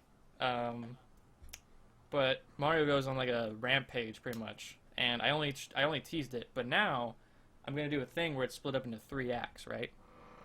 So 3 different animations. First animation is gonna be Mario just beating the shit out of a bunch of fools, like a bunch of enemies from the game, just beating the shit out of tons of them. Wow. Okay. Then the second one is gonna be he's going to basically his destruction and rampage is gonna lead into a town or village. And he's just gonna start like destroying the village and like killing civilians. This is turning into a full-on tragedy. Yes, it is. This It's is really some Game cool. of Thrones shit. It's like, really cool. Rise and Because fall like of there's a Mario. plot. There's like the ending twist. I was like, oh my god, that's so good. Because like I'm not gonna tell the twist, but at the end of the second act, Mario is gonna be confronted by someone who's basically gonna be like, dude, you can't be doing this shit. And they're gonna then in the third act, it's gonna be all about them fighting to the death, and one of them is gonna die by the end of it. Oh. You can't leave me on the edge of my seat like this. I'm so happy because I'm in the back of my mind. I'm trying to work out who it could be. I'm going through all the Right. possibilities. yeah. I think it's Master Chief. Oh, that would be actually. Yeah, that would actually be way cooler than what I have actually. But there are like few. Sonic. There are Sonic. few Master Get Chief out there. sprite sheets out there that are any good. But yeah, I will say that my favorite part of animating it today is I did this part where a Goomba, you know, there's like useless and dumb as shit, like they're stupid. So a Goomba jumps at Mario as he's beating the shit out of his friends, and he jumps at him trying to attack him. Mario just grabs the fool and just crushes him, like in his hands. And then a little thing pops up like it says like 100 points. But the sound effect is like there's a crushing nasty noise, like you just crushed this thing. And then 100 points pops up. And then Mario just like, these fools, they never learn. They don't get it. Oh, they just make me die laughing. Huh? Super Dark Soul Brothers. Yes, exactly. Oh, it's so good. But yeah, that's basically what my day's been doing, or what my day has been doing. It's got its own agenda. But no, that's what I've been up to. What games I've been playing. So yeah, we've been going for a good while. So now would be a good time to take a short break, and we will be right back. Ooh, welcome back to Cheeze-Cast. I don't know why I would have to welcome you guys back, because it's going to seem like a split second between that. But you know, hi, hey, what's up? How you doing? Yo. It's actually the next day for us. Yeah. It was one hell of a break. Does that, like, you know how movies take, like, some of them take a few years to, like, film? Our Cheeze-Cast take, like, double that. And we're actually in the past. It's like 2011 right now. It's your kids. Yes, it's your kids, Marty. They keep watching our damn, like, podcast. We don't know why. Yeah, when you lot are watching this, I'm actually a famous YouTuber like the rest of them. Yeah. Oh, Brilliant. Yeah. And we're just still All at right. 666 subscribers because of hell Satan. And I've done multiple call-outs for you, so it's all good. Yeah. You lot are like Good Mythical Morning now, only a podcast version. Oh, nice. And What's you, up, actually, and you do like stuff to do with the news instead of just random things. I'm just kidding. I do like Good Mythical Morning, although it's not part of my morning schedule. Ooh. All right. So. sick burn. What? Let's see. What topic should we start with? Should we start with the juicy one, or like the big controversy? Or Just pick one. I'm ready for them all. What defines juicy? let's talk about. Let's talk about a thing that has been bitched about for years now, which I don't know why it's still a thing. Early access games. Hey! Thomas. Fuck yeah, right. Go. Here we go. Let me just get my notes. Let me get all my thousands of I notes. actually do have notes for this, although not that many. I don't have notes. I'm just kidding. I don't actually have I notes. have a lot for another topic that we're going to do later, but I have three things I want to say about early access, and that's it. Yeah. Go right What ahead. you got? What you got? What you got? What you Oh, you want to start me off Yes. first? What you got? All right then. Fair enough. My opinion on early access: I would never get an early access game. It's the I don't know. The only circumstance I can see myself buying an early access game is if I had absolute trust in the developer, because that's basically what you're throwing away your money, and like you're giving it to them to finish the game pretty much. You're not getting a game. You're getting a beta of a game, and it's completely on the developer's shoulders. Okay, so he's got all the pressure, and that's Well, there's no pressure. I mean, they're not obligated to finish it. Yeah. There's nothing that states that they have to finish it. yeah, fair They've enough. just stated they've told you it's an early access game. They haven't said it's an early access game which I will definitely finish. Mm-hmm. So there's no obligation. You're basically giving money away with no obligation to see a finished product. This is a really tough thing, like, for me to talk about, because I honestly do not know that much. Like, it's the way I say it, it's a bit like Kickstarter, really. Like you invest in money in it, but you're not exactly guaranteed a product at the end. You know what I mean? Yeah. Like you could be paying for an unfinished game for and no one wants to pay for an unfinished game. So how can that actually turn out right? So basically, in my opinion, my humble opinion, I would never get an early access game. I've been told by loads of people. My main man, Total Biscuit. No, you know, we're pretty good buddies. He told me not to buy one. It's not something I would get. Nope. Sorry. Right. Feel better? Do you feel I thought that would have the took weight longer. has been but- lifted? Me on the subject, I've got a lot of pros and a lot of cons. Like there's good instances when buying an early access game is good. There's good instances where you can quote me on that as well, right? Stupidest words I've ever said. The Escapist, for example, is an early access game being developed by Team 17, as we've already discussed. But you know it's going to get updated. You know the developer's going to do something with it. It's going to go somewhere. It's Team 17 for crying out loud. Exactly. But on the other side, this is always going to be the one example that I use against early access games. Fucking the Stomping Ground. The Stomping Land. Oh, Stomping Land, yeah. Fucking I bought that because I was like, oh my god, thing. dinosaur, open world, let's Fucking do this. And then I dinosaurs. found then I, afterwards I researched into it. They hadn't been on their Twitter in ages. They hadn't updated in ages. They did nothing with that game. And then it got took off the fucking, off of Steam. Yeah, It can no longer be surprised. purchased on Steam. And so I lost out a load of money. And then it turned out in Australia actually ended up suing Steam because they wouldn't offer a refund, and it went against their terms and policies. So the terms and policies got changed in Australia for Steam in Australia. They were able to get a refund, and before anyone else could say anything, they pulled it off of Steam. Oh shit. So we got screwed in the deal. But I mean, there's loads of games that are like the Stomping Lads. For example, let me have a look through my list. I've got tons. Easy. Honestly, I've got loads. I've got quite a few of actually. Let me think. Lay it on us. The Dead Linger. Frick me, that's been going. Then again, though, they have been updating this, but it's a zombie game. Of course. So Yeah. like DayZ, H1Z, all that lot. The H1Z1 But- just came out. Yeah, and it's exactly the same as them, but it's like on the same grounds as H1Z1. It's still very early in its build. I mean, one of the updates, and this was on the 30th. Sorry, freaking hell, something stuck in my throat. The 31st of January, the mini vlog.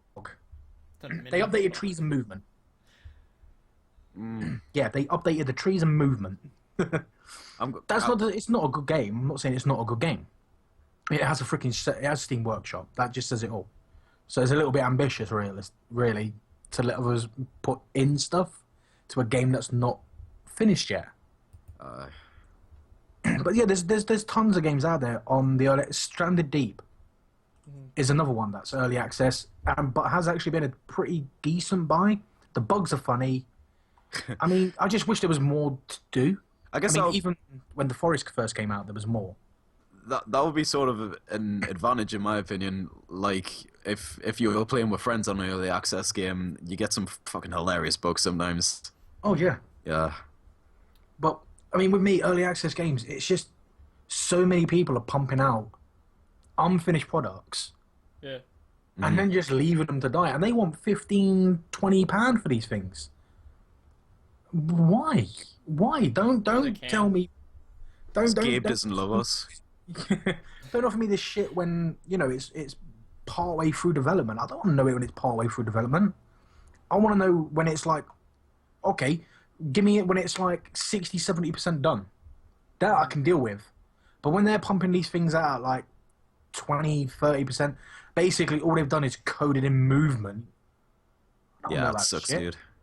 I don't want to know your game. Come back to me when you've done some work on it. Right. Better call Kral. Exactly. Yeah. I'd like to touch on a few games that are good that are early access, because on the other side of this coin, there are some good things that come out of early access games. Like, in my opinion, I think an early access game is fine if it comes out of early access, if it has a good chunk of content, like to call it a game, like for for standards of a regular game. Like for example, Don't Starve Together. That's an early access game. That game is fantastic. But then again, I guess it doesn't really count because it already had a game. It's basically the same game, just with multiplayer. Uh-huh. You know, that's Yeah. a good game from early access. Tabletop Simulator is an early access game. That's good. True. Yep.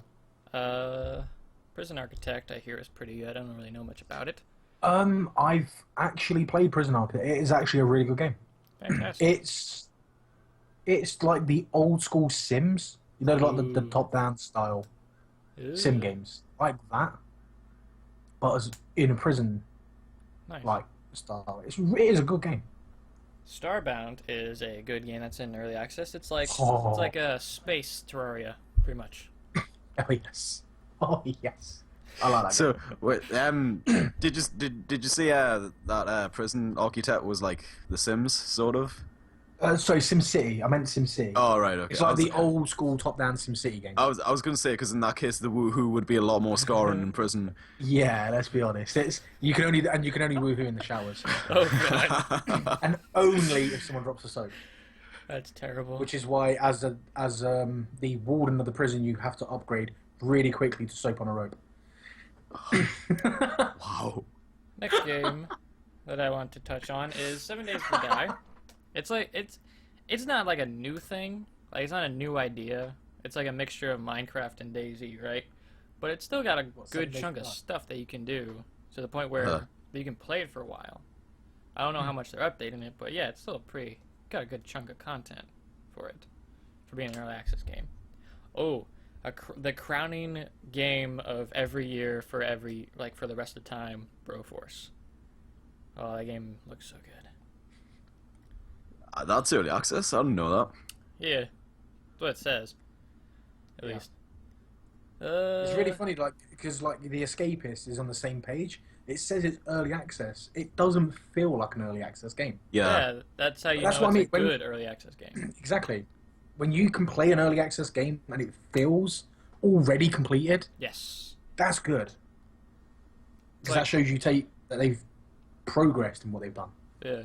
It's like a Blizzard's newish. It's not very new. It's been out for a while. Newest MOBA they made. Here's the Storm. It's practically a full game already, and it's still in beta, and it's still getting more like heroes and whatnot, and it's still in beta. It's almost like Smite. Like whenever I actually enjoyed Smite back then, it didn't feel like a game that was in beta. It felt like a full game. I swear League still classifies itself as being in its beta form. Really. I'm not too sure. Someone's going to probably call me out on that one in the comments. But I swear when you How load it, dare you? probably says beta at the bottom on its version. It's. I guess you could also say Minecraft was an early access game before early access games were a thing, because like you could buy the game before it was finished, and it was Yeah, still getting new beta stuff. 1.2, I think it was the first one. Someone's going to probably call me out on that one as well. Oh, no, you're wrong. Oh, It there was the goes. correct saying it was beta 1 point something, but it wasn't 1.2. You fucking noob. Oh, I remember the old days of Minecraft. When gravel looked like shit. Speedrunners is apparently an early access game. That game's Really? fantastic. Yeah, apparently. Well done. Thank you. Is that an early access game? Yes. Burp. I Am Bread. Oh yeah, I forgot about that. I Am Bread is an early access game, and yeah, I'm not being funny. It does look like a completed game, Yeah. and it looks so fun to play. I will Can really somebody get- please tell me how that game works? Because, like...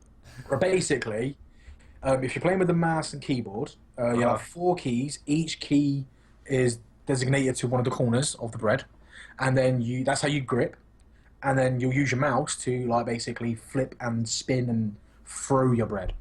And the objective is to get your bread from point A to whatever whatever it is in that environment that toasts it. So in the kitchen, it's the toaster, whereas in the garage, it's the lawnmower. And then there's another version called, which is the cracker, where you're hunting cheese. And Oh, God. instead of when the bread hits the floor, the bread loses edibility, the cracker has durability. So as you do more strenuous things Fucking like stats and everything. Yes. when you throw it around, the cracker actually takes damage until the point it breaks. So you can put it on the floor and run across the floor. The cracker doesn't give a shit. It's looking for cheese. But Cracker the don't bread give a wants to shit. become toast. Yeah, the cracker doesn't give a fuck, but the bread wants to become toast. Great. I It never, cares. I never really went out of my way to like look it up or anything because like I thought it was one of those games. Well, I don't know. I thought it was one of them games that like sort of like cashed in on the simulator Money. trend, which I'm so fucking sick of. It rode like It's- a YouTube bandwagon. It's not funny anymore. It's not. It's just got to a point where all these simulation games just boring. Like I'd look on Game Jolt like for something to play, and it's all simulator games, and like it's fine if it's in like I don't know when that was like a big thing, like the start of 2014 or something. For me, the last funny simulation game was that gas pump simulator that everyone was Right. playing, where you have to fuel the cars. But the thing is, though, even if you hadn't finished fueling the car, or if you forgot about it and the timer, like for how long the car was going to be there, ran out, the car would fuck off with your gas nozzle still attached. And you had cars doing Lovely. cartwheels down the road. You had cars pull into your garage, and then as you're about to put the nozzle in, another car would just plow it, Oh, pulling in like, "BB, bitch, move! I want gas." that's fantastic. It was genuinely a funny game to watch people playing, and I played it myself, and it was a fun game to play. But then after that, they've just got more and more. I mean, there were games already, simulation games, before it that were just stupid. But then it just started to just go slowly more and more downhill.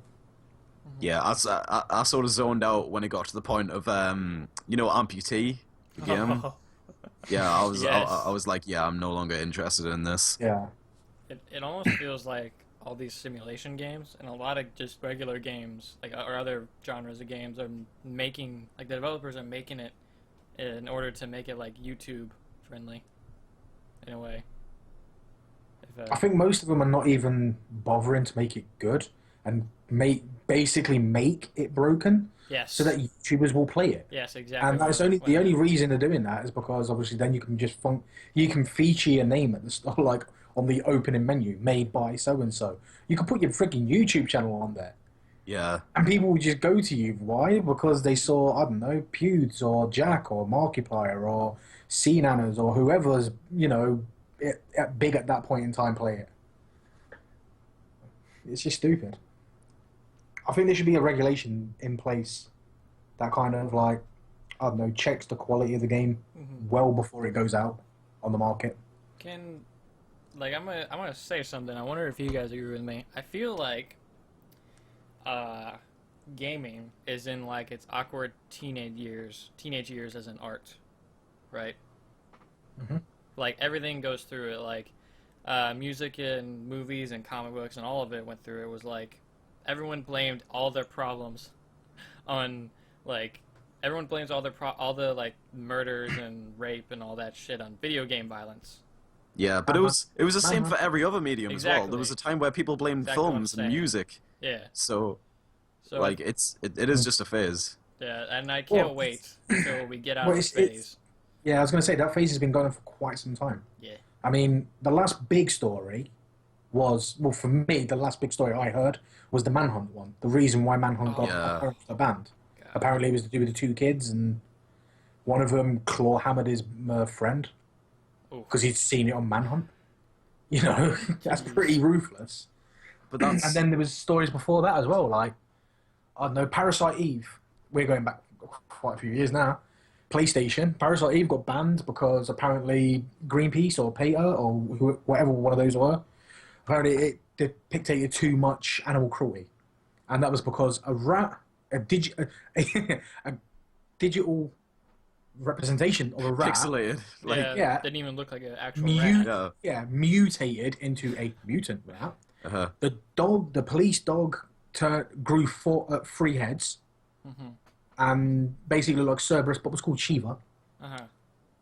Sure. Oh, and a horse got set on fire by pyrokinesis. So they don't give a shit how the animal's being treated wrong. It's just that it's being treated wrong.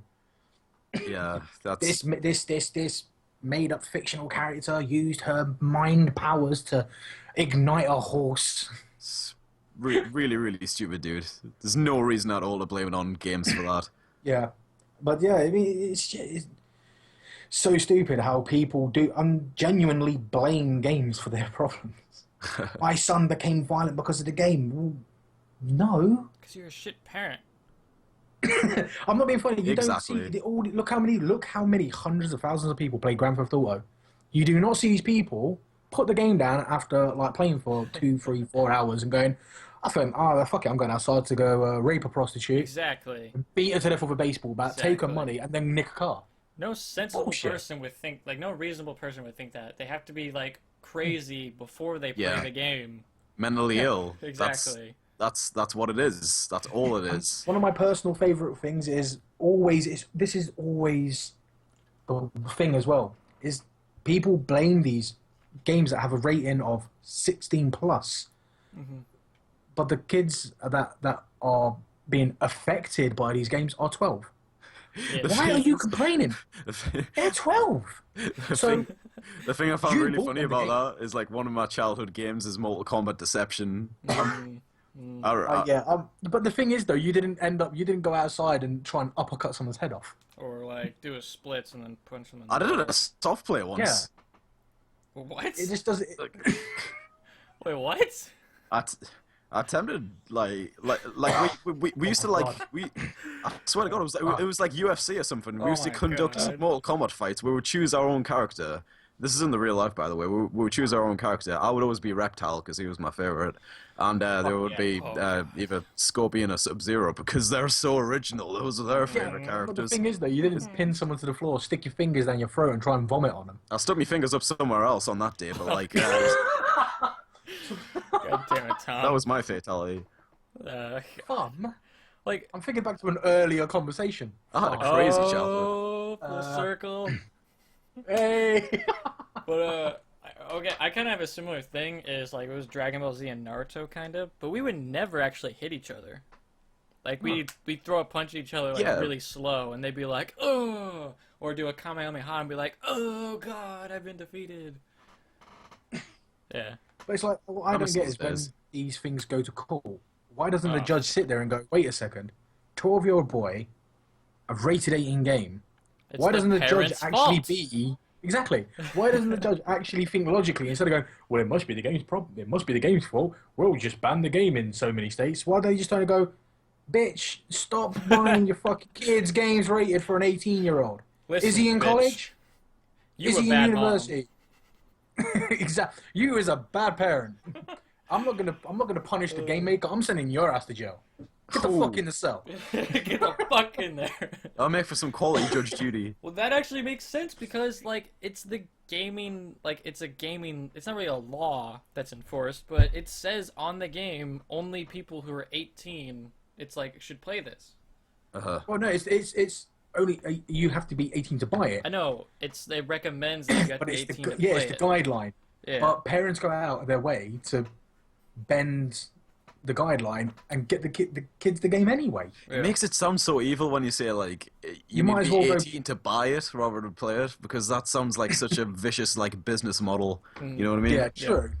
But it's like while you're out there, this is just me. If you're going to blame games for the way your kids act, I'll tell you what, the next time you go out and buy your son or daughter the next COD game, if you're going to blame that game for their way they behave, why don't you go out and buy them a pack of fucking smokes and a six-pack while you're at it? Because then you can just blame the game on that as well.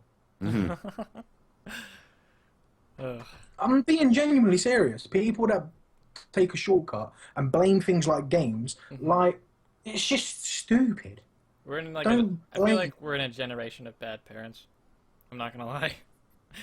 Yeah. Well, considering like Jesus Christ, dude, I know people who's got pregnant like 12 years old. You're totally right. Oh my god, that's my it's grandparents. disgusting. That's my grandparents. That's I definitely feel that this generation that we're in now, I feel that they constantly look to games and then pick them apart to try and find a problem. Not with the game, but with their life that they can blame yeah, on the game. exactly. Everyone, like a lot of people, would love to think that they're not bad parents and they didn't mess up or they didn't make a mistake, but Sorry, you did. probably did.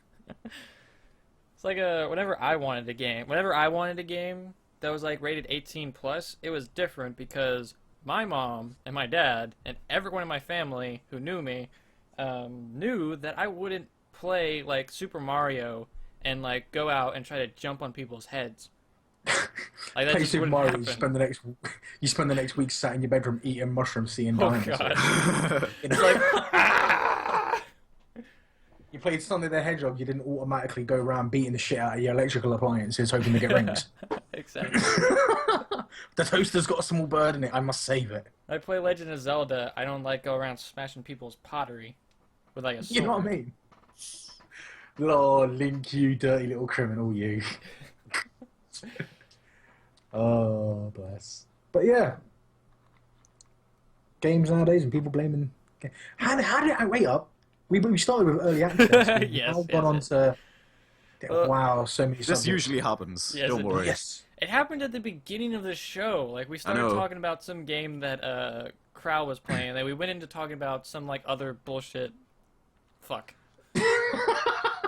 Some other bullshit, and then there was this other bullshit, followed by some more bullshit next to the tree. Here at Cheezy Why is there a we tree? don't make Why action fuck films, but we do make bullshit. We promise to make the highest quality of bullshit as well. 100%. Pretty accurate, yeah. 100% natural ingredients. Oh, okay, but yeah, early access games, fucking. Yeah. Lovely, When do lovely you stuff. when do you stop? So, let's see. So, staying on the topic of questionable things, we can go on to the juicy topic of this show. Nintendo new creator That's it. program. One sec, I'm just getting up and walking away from this fucker. Oh, Fucking All right. biggest. I got the website Bullshit. open, and I wanna explain to people exactly what this is, so they know what we're talking about. All right? And then I'll sum it up afterwards. Yes. Then you can. I know you're very.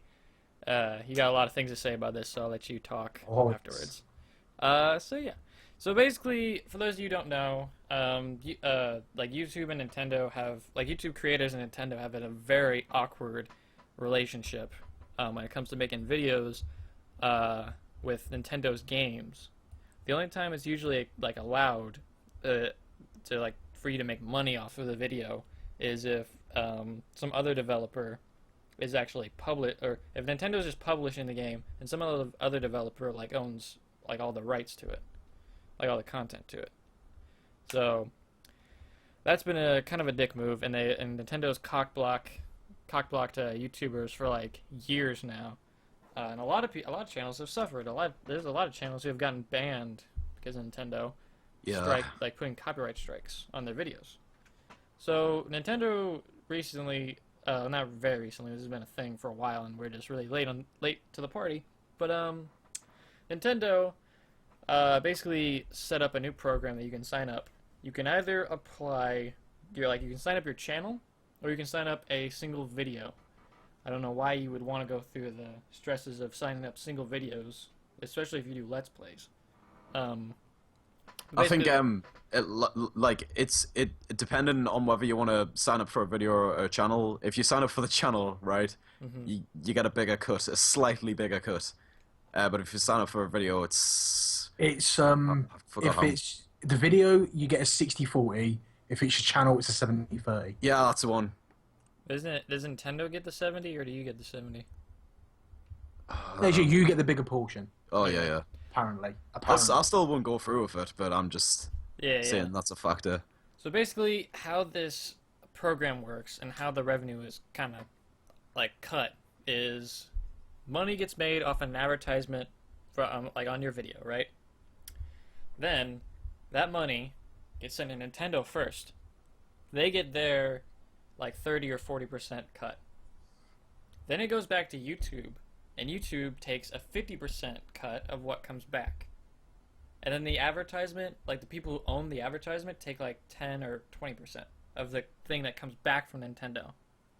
So in the majority of it, you're getting about like 10 or 15% of the money made from that video with this program. That's also, don't forget, us if you haven't got a partnership as well on top of that. Yeah. Oh yeah, your network takes some of it too. Yeah. Huh. Which again is your network more than likely will take the same kind of cut as Nintendo's already taking. So around those same kind of guidelines. Yeah. Who's taking it away then? Oh, Kral. this is the stupidest thing I have ever heard in my entire fucking life. Oh.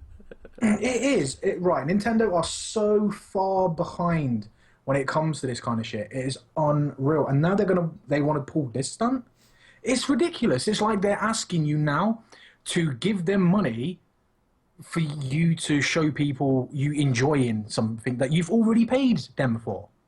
Like, you don't see Capcom doing this, or Ubisoft, or EA, or Square Enix, like we mentioned, Tri-Ace. Who else could we throw in there? Sonic Team. They haven't done it. Developer other than them. Yeah. And it gets better. It gets even better than this, because not only do they want to cut, they have a whitelist. There's only certain games you can play. And believe it or not, yeah, Super Smash Bros. Isn't on that list. Son of a bitch! Not a single Super Smash Bros. Title is on the whitelist. So, yeah, you can kiss making money off those goodbye, because they're still going to take all the revenue from it. And it gets even better. Apparently, there have been reports of Nintendo asking people, "Yep, we can do this whole partnership thing, but you first have to take down our competitors' videos on your channel." Oh, oh shit, that's what you meant. That is ridiculous. That's fucked up. That's like Lionsgate movies. Turn around and say to a cinema, "Yeah, you can show a film, but first you got to stop showing every other film made by every other company." That's bullshit. Oh, you want That Avengers 2? You can't have Hunger Games. Yeah. And it's like, people are flocking, literally, in the masses, to go sign off for this stupid program. But the problem is, this is the biggest problem. Like Nintendo said, they go, "Well, we're not really bothered about losing revenue off a few channels." No, they don't. This is where me stating that Nintendo have no idea with the market. That comment shows it. Most right nowadays, you can go to your shop and buy your magazines and get your game reviews from there. They mean shit, because nowadays the YouTube community have the biggest influence on games. Yeah. So congratulations, Nintendo. You say you're not bothered about a few channels losing it. That's a few 100,000 people seeing your games. That's gone. They're not watching no more. Because that channel just said, "Fuck it, I'm not going to upload your shit." They're also not losing anything in this deal, because before they weren't allowing it at all, so they're only gaining money. Actually, originally, I think originally they did have a whitelist to begin with. What it was, any video, they took the whole profit. Any that's profit, right. they took it all. They're now giving back a portion to you, so they're actually going to be losing a ton of money out of this.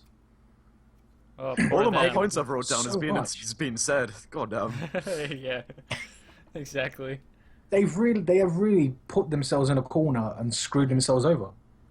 And God forbid other companies see this and think it's a good idea.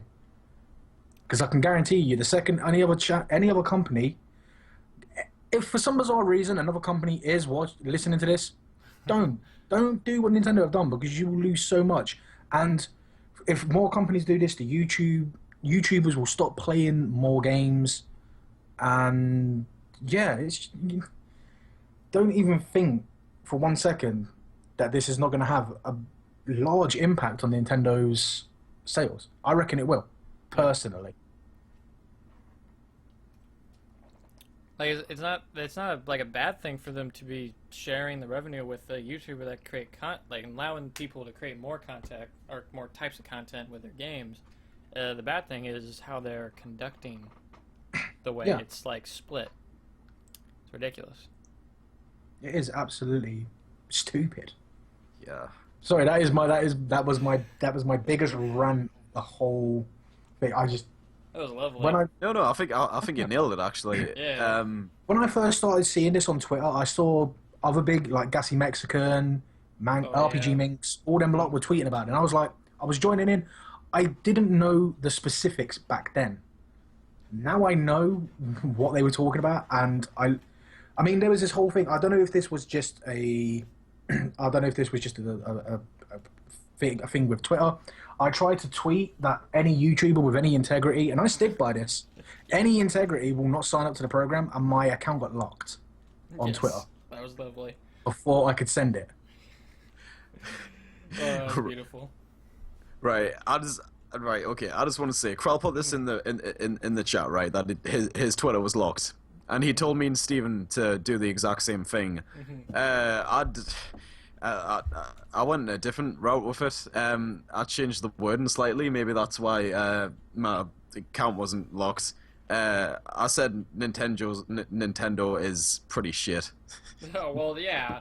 Everyone says that. Like, at least a couple hundred thousand people say that every day. I was like, how can I hit Nintendo where it hurts? I was like, I was called the company shit. That's pretty original. Well, I straight up said, whoever, like, if any Untouched. YouTuber, like, signs up for Nintendo's new partner program, they have legit no integrity whatsoever. That's basically what I said, and I didn't get blocked. They're probably not as worried about me as you. But I mean, that's just the way I feel. I mean, and I'm sorry if YouTubers out there are going to sign up to the program. Fair enough, that's your prerogative. But for me, I've got more integrity than to sign up just to show some games on my channel. Yeah. You know, I do this for the entertainment. But if someone's going to turn and tell me that I have to sign up for something like that just to entertain people, hell no.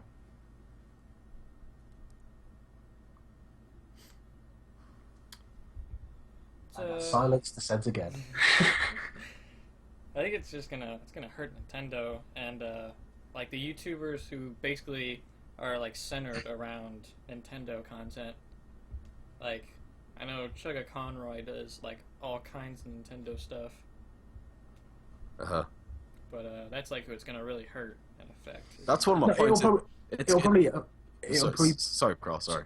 Oh no, sorry. No, go for it. I was just gonna say it's definitely gonna go worse for Nintendo than it is for the YouTubers actually doing it, because this is not attractive at all. Like, even though I'd prefer this method rather than copyrighting the whole thing and taking all the profit, it's still not a good business maneuver whatsoever. It's gonna hurt the company in the long run, and it's a stupid decision. Yeah.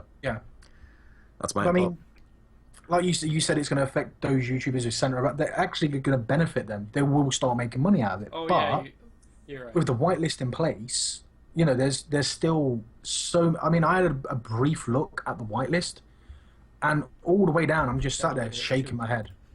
It was so stupid. What games do we got? I think one or two of the Zelda games are on that list. Mario, New Super Luigi, New Super Mario Bros. U, Nintendo Land, Wii Fit U, Super Mario 3D World, Legend of Zelda Wind Waker HD, Donkey Kong Tropical Freeze, Pikmin 3, Mario Kart 8, Dr. Luigi, basically all of the Wii U stuff, Animal Crossing Congratulations! Plaza, You can NES show Remix. people you exercising. Yeah, there's a few 3DS games. A lot of these are just like remakes of old games. So stupid. I think PewDiePie made a good point actually, because what he said was like, people who are watching the video, they're there for your content, and my voice is breaking. They're there for your content, not Nintendo's. So I do agree with this. So Jesus, okay. They don't deserve any. Welcome to my world. They don't deserve any percentage of it, in my opinion, because it's not their content. It's not their. Nintendo even have a channel, and I'm sure that'll have a lot of subscribers. Why can't they deal with that? Like, you know what I mean? Like, there's no need to be basically stealing off other people's revenue. It's a crime. But here's the thing: like crime. Nintendo have their own channel. I think Nintendo do preview some other channels stuff on theirs. If that's the case, are they going to start paying them? Because that's my voice on that video. Good So point. you're going to start paying me for the privilege of hearing my voice on over your game? Come at me, Nintendo. And what? Yes. I love it. That got heated. I got an analogy of some kind for what Nintendo is to the rest of the developers. So like, you got like, I guess the three biggest developers in the game industry right now are like Nintendo, Sony, Microsoft, right? Mm-hmm. So Nintendo is like your grandparents who don't understand the new like trends, and they hate the new trends because they're new and they're not what they used to be, right? Okay. So they they yell at people and take stuff from them, I guess.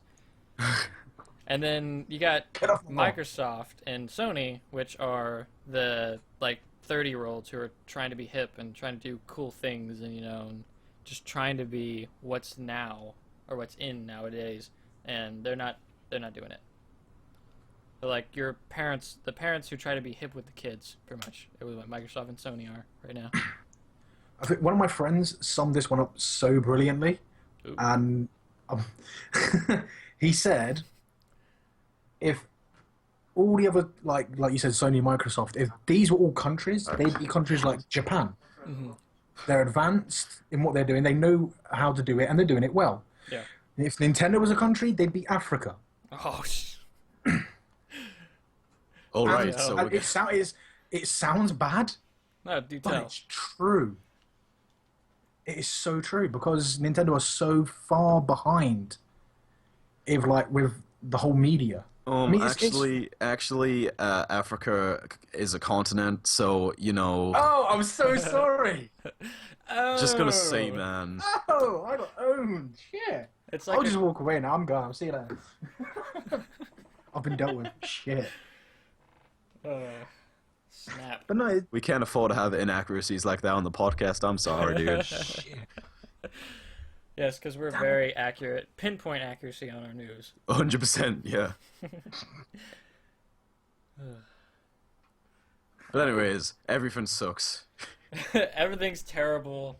Fuck Well, not Nintendo. everything. Fuck the Lego movie. Everything sucks. Everything is sucky. Alright.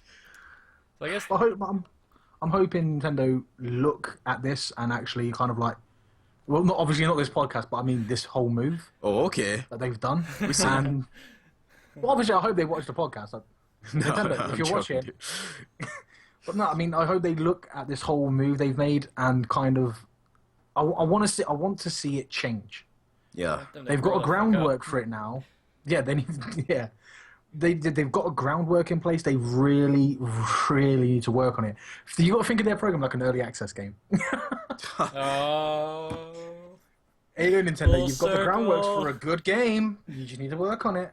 Don't sell us out now. Don't become the stomping land, Don't become the stopping land. or I will track you down. And I will stomp find on you. your land. Oh. I was going to go over the Anyways. whole Liam Neeson Speaking speech there. of stomping, people have been stomping for this new lovely revelation and deal that has been conducted between Marvel Studios and Sony Entertainment. That basically, I know Tom's very excited. Basically, what happened is Sony has allowed Microsoft to put Spider-Man in the Marvel Cinematic Universe. So, Thomas, how do you feel about said undertaking? Well, obviously, I'm pretty hopeful. I'm pretty excited. I've liked every Spider-Man movie. Okay, like even the Amazing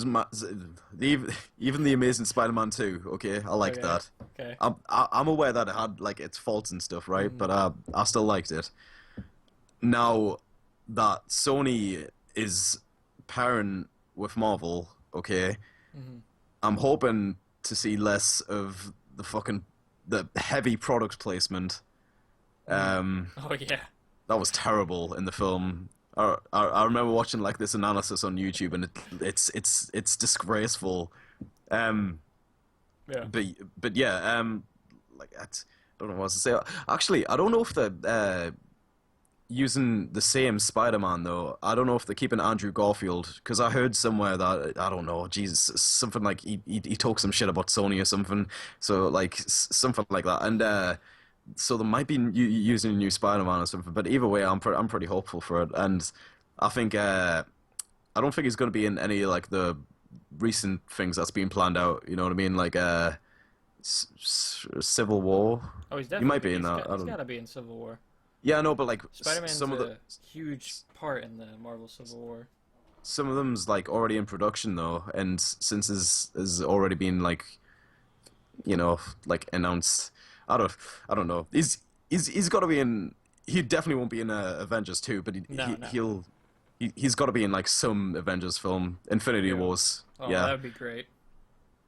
I just think it'll be really sweet to see Spider-Man with all the other guys still swinging about. Yeah, honestly, I thought Andrew Garfield was a fine Spider-Man, but I don't think it was his fault that for the faults of like for what made the Amazing Spider-Man movies bad. I don't think it was Andrew Garfield's fault. No, not at all. Andrew Garfield was one of the best bits, in my opinion. I think he's an amazing Spider-Man. He captures like the. Oh, I didn't even notice that one. Look at The me reason I've spitting gone fire quiet, on the podcast. the reason I've gone quiet, I've not even seen the Amazing Spider-Man yet, and it's not because people have told me it's bad. I've just genuinely, it's on my list of films to watch. I saw I've just both not of got them when round they to came it. out. I've always been a massive fan of Spider-Man. What was the scene again? So have I. I've been a massive fan of Spider-Man, considering he's got the same last name as me. What? Parker.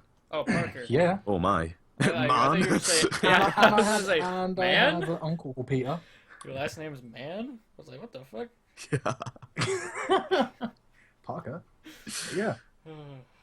Nice, dude.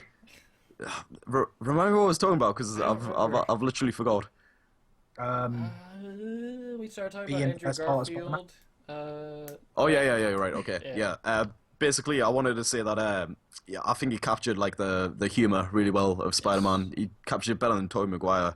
And by the way, Spider-Man 3 is a good film, despite what anyone says. It's hilarious to watch, but it's good. Okay, just leave it alone. It's fine. I'm just waiting for a Batman film to come out. Yeah, I'm coming off the track a little bit. I'm just waiting for a Batman film to come out with my favourite enemy, Scarecrow. They still haven't done him. I don't know why. Yeah, they have. Scarecrow. They Yeah, have. Scarecrow. They did him in Batman Begins. Yeah. No, I don't count that one. Okay. It's not a proper Scarecrow. Doesn't count. Because he wasn't Fuck's sake, exactly it wasn't a the Scarecrow. but it was the like the Dark Knight version of him. Yeah. It was like a more realistic version of him. Yeah, fair enough then. That's my reaction to that one. But yeah, basically, I do hope they keep Andrew Garfield for it, because he does play a better Spider-Man than Tobey, in my opinion. Maybe controversial, but I don't really care. Yeah, I can't see anything else. I'm really To be excited. quite fair, I reckon Toby played too timid. Yeah. The character he portrayed, yeah, it was just timid little one. When the can't- fuck has Spider-Man, even as Peter Parker, been that timid? This is what I'm going to say. I think Tobey did a good Peter Parker, but Andrew Garfield did a better Spider-Man. If you know what I mean, I don't know, like Tobey was really restrained and, like you said, timid. So that would make sense for Peter Parker. But I personally think he was too timid. Even after becoming Spider, he just played this like really. Oh, I don't want to do it. I don't want to do it. I'll stop it. I don't want to do it. Oh, fuck off. Fuck off. That's why I Spider-Man think never said that. Spider-Man went so funny. Like it's even in the cartoons that Peter Parker would go like, oh my god, there's a problem. Right, give me 1 second. I'm just gonna run around this corner. Now I'm here. You know, he didn't sit around like, oh my god, it's so scary. Fuck, that's like them portraying the Hulk as, Hulk smell, oh shit, no flour, no can't, no smash. I think that's like it's it's just one of the like best bits of the original like Spider-Man's like just how ridiculous and cheesy everything is. Yeah. And that's Sam Raimi, great director.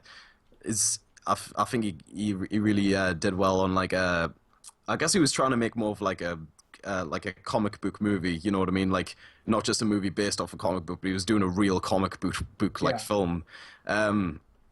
But yeah, like they're both amazing and normal Spider-Man. They're both different takes, really.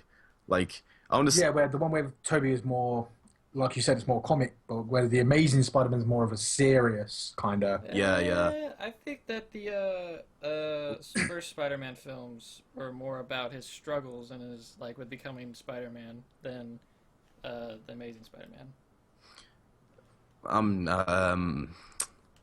Yeah, I'd agree actually. I think I don't know, like Amazing Spider-Man was still like the emotions and stuff. It was still there, but like I do agree with you on original did that better. God damn, I keep fucking forgetting what I'm gonna say. Always happens. Right, Musa, just relax. Oh yeah. I will admit, when the trailer for the Amazing Spider-Man dropped, I thought it was just going to be like a total rip-off of The Dark Knight. But Yeah. I thought it was, yeah, you know what I mean. Like it was all like gritty, mysterious, and I was like, oh, really? And I couldn't have been more wrong, to be honest. It was at basically the exact same time The Dark Knight Rises came out as well. Like that's when it came out pretty much. So I was like, oh, I'm going to be a bit skeptical of this, but it's skeptical. But no, it worked really well, and I really enjoyed it. I think that with the Amazing Spider-Man, I don't know if you guys have seen the Ultimate Spider-Man cartoon series. It's hilarious. Like in the cartoon series, he always like jumps out of frame, and like the show stops, and then he starts talking to the audience and completely shits on the fourth wall. And I'm like, yes, talk to me. It's hilarious. I remember seeing a fight of Spider-Man and Deadpool on YouTube. I think it was on Ultimate Spider-Man. I was like, wow. Deadpool. Because Deadpool breaks the famous fourth wall insane. with him. Oh, it's so good. Oh, you gotta love Deadpool for breaking the fourth wall. He's brilliant at it. Yeah, I reckon the Deadpool movie is going to be pretty sick. Oh.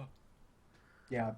If it's anything like the 3D animated preview they showed, it's gonna be fantastic. Well, here's what. Right, I've been. Even though it says it in the credits and shit, in the X-Men film, I can't. He played Green Lantern. Ryan Reynolds. Yeah. Right, yeah. Mm-hmm. The character he played in the is it with the Wolverine? And he plays apparently he's Deadpool. Yeah, he is. Gets killed, and then he comes. The thing they bring him back as. Deadpool. Well, you know what? I wouldn't call him Deadpool in that film. No, I wouldn't. I'd call him Wade Wilson. He- You know what I mean? Like, I'd call him technically- Lazarus Paul.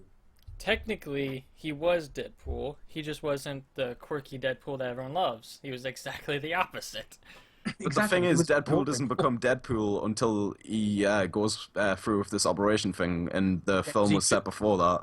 Yeah, because doesn't he he kind of goes insane because of the experiments. I can't remember much of that film. That's why, like, with the Deadpool game, like the commentary in that Deadpool game was freaking brilliant. Yeah. Yeah. But yeah, but anyway, No. Spider-Man. I will. That was that right? I'm not really a big Avengers person. Yeah, come at me, comments. I haven't really seen. Don't get me wrong. I like Iron Man. I fucking love Iron Man films. Anyway, wait, what was I saying? Was Spider-Man actually ever one of the Avengers?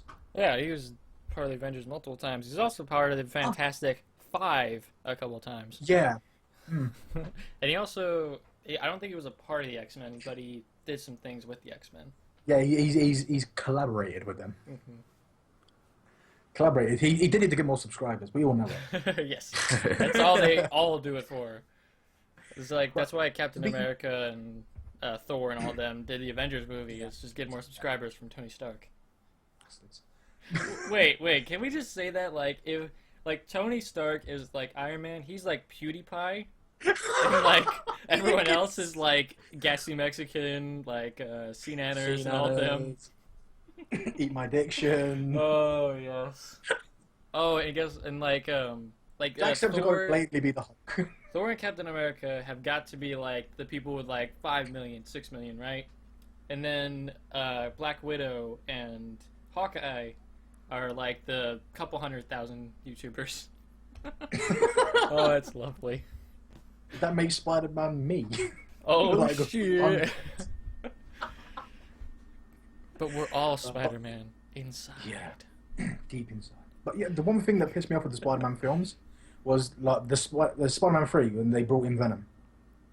And then all of a sudden they just jumped to a whole new Spider-Man film. I was like, wait a second. I want to see Venom become the anti-hero. Yeah, that was. I don't want to see Venom become, give birth to Carnage. Oh I yes! want to see Carnage go mental. Carnage! Oh, And then my hang on, God. and now I'm gonna start really fucking with people's brains because they're not gonna know what the fuck I'm on about. I want to see Doppelganger come into effect. I want to see Man Spider. I want to see Toxin. And if anyone doesn't know who Toxin is a combination of Venom and Carnage. He actually looks like Spider-Man when he's in his passive, form. But when he actually gets into combat, his face changes into that of, Venom and Carnage. Oh, that's sick. Kind of fucked up And so stretched basically out he liquid. is, yeah. So he basically is an actual Spider-Man symbiote. Yep. So I wanted to see all of these come in. I wanted to see all the really cool enemies, and then they just was like, "Oh no, wait, we're gonna restart again. We're gonna go from scratch." Hey, you remember that guy from George of the Jungle? He's Sandman. No way. Yes. It was to be honest, the villain of George of the Jungle. I think he suits Sandman really well. Oh yeah, he did. The actor. He just Sandman he shouldn't did have it been in the good. movie though. It should have just no. been a Venom movie, and it would have been fantastic. Yeah. They Yeah. should have focused around the whole Peter coming to grips with the symbiote, liking the symbiote, but then rejecting it because it was changing him. Yeah, fair was enough, so right? good. But They should have focused on that. if they were going to focus on Venom, they needed to change the actor because the actor who played Venom, Jesus Well, Christ, dude. Not Venom. And the guy who was had Venom's powers, whatever the fuck Yeah. his name is. Eddie Brock Because- Jr. Yes. because he ended up losing his job because of Peter Parker, and that's the reason why Venom originally hated him, because he thought he stole his job, he stole his girlfriend, blah blah blah, and then comes to the realization it wasn't Peter's fault, and that's what makes Venom change. Venom sees a whole new side to humanity and is like, I want to be that. I want to do what Spider-Man's doing, but he doesn't kind of grasp what Spider-Man's doing, so he kind of goes around it his own way. Then yeah, I want to Carnage see what- was in an insane asylum or Yeah. something like Yeah. that. And that's perfect for Carnage because Carnage is the literal pure evil of Venom that Venom rejected. And that's why Venom can't be evil, and that's why he wants to be good. Yeah. But he's like a toddler. He wants to do it, and he knows where he wants to go. He just doesn't know how to get there properly. I'll tell you, it was one massive dick tease to have Rhino in the Amazing Spider-Man 2. That was, seriously unforgivable. I'm not a big fan of Rhino, but, Rhino in Amazing Spider-Man 2, Who dat? it is a guy in a Rhino suit. He Oh. literally wears a rhino suit and runs around and smashes through walls. Yeah, basically. But, Yeah, yeah. go ahead. I'm sure he's got he'll have a decent following in the Spider-Man universe because he's he's basically one of the main villains. Okay, Yeah, he was one of the original. you know how much screen time he had for the I'm Amazing gonna Spider-Man guess, 2? 3 minutes. Maybe less. I'm not even God. joking. Maybe less. Do you know who I want to see? They do a full film around just Spider-Man and this one villain, the Chameleon. The Chameleon. I haven't heard of that. Chameleon is it Chameleon? Yeah, he's the guy that he's a special effects artist who turns villain. Oh. I want to see them And do basically one about he's- Mysterio. Yeah, he's got these holographic cubes that he can throw out, and it literally projects a whole different environment. Sounds like Steven in a few years' time. Whoa, what? And he appeared. If in you one of were the a games. villain. He appeared in one of the games, and when he first appears, he gets all these life bars, and it's like you're suddenly like, "What the hell am I going to do?" You run up, you hit him once, and he loses all his life bars, and his life, he's a one-hit KO boss. Because he has no superpowers. He is literally a special effects artist. That's it. That's lovely. But the amount of times he's actually bested Spider-Man into thinking he's in a different environment totally, and Spider-Man's like, "There's something not quite right here. My Spidey senses are tingling, but I'm so cold." And it's like, how can you say there's something wrong if you're still thinking you're in that environment? Because if there was something wrong and you knew it, all of a sudden that cold environment, you wouldn't be cold. Come on, Spider-Man. But yeah, I would love to see them bring him in. I think they should like incorporate Madam Web into the series. I tell you what, I'd love to see them bring in Man-Spider, because then it'd bring the Hunter into it. Oh, I can't remember his name now. The Man-Spider is like whenever his mutation like starts to go crazy, right? Yeah, it backfires, and instead of him being a man with the powers of a spider, he becomes a spider. Yeah, A like literal a giant spider. Yeah, and then there was a whole series with him as Man-Spider, and he was being hunted. I'm trying to find the guy now. Oh, he was a I know hunter. what you're talking about. It's like, oh crap, it was like Craven. Yeah, Craven. I think Craven it had the a K Hunter. in it. And it's like every time they've featured Man-Spider, Craven's kind of been there somewhere. Mm-hmm. And yeah, I'd love to see them do an episode with Man-Spider, because then they could bring Craven into it. Because Craven was brilliant. I've always wanted Craven to be in a Spider-Man film. Oh, he'd be amazing. Yeah, I know. He would be absolutely brilliant. As long as they got an actor that could play him properly. I reckon if they got a Khal Drogo out of Game of Thrones, that would be. Oh, Oh my god, that would be it. That would be it. He would be a brilliant Gimme. Craven. Make it. Marvel, you can take that one. You Yes. can take that one. That's a Yeah, freebie. take it. I'll tell you what, though. They can't end the Spider-Man series, and they cannot stop making the movies until they do the actual proper, like, every time they've done, like, the Spider-Man cartoons, there's always been, like, a season finale, if they do it in seasons. Kingpin. Oh yeah. It's always been Kingpin who he's ended up fighting. Mm. So, yeah, there you go. Spider-Man's got to fight Kingpin. He's gotta. And let's be honest, Daredevil didn't do too well. Who's Kingpin? Isn't he just a mob boss? Is that it? He is, but He's is a very insanely- smart. Like he's very Yeah. smart and He's incredibly strategic. He's like And the Spider-Man also version of extremely- Penguin. Yeah, but when you Yeah. look at him, he looks very large and just heavy set. Yeah, yeah. He's actually extremely muscular. Yeah. Like And it's all several muscle. times he's actually beaten the shit out of Spider-Man with his bare fists. Yeah. Well, that guy is like Yeah. created and spawned like so many villains Oh yeah. with like corrupting their minds. So that's another thing that makes him a threat. I mean, the Doctor Octopus character. I mean, did they capture him correctly?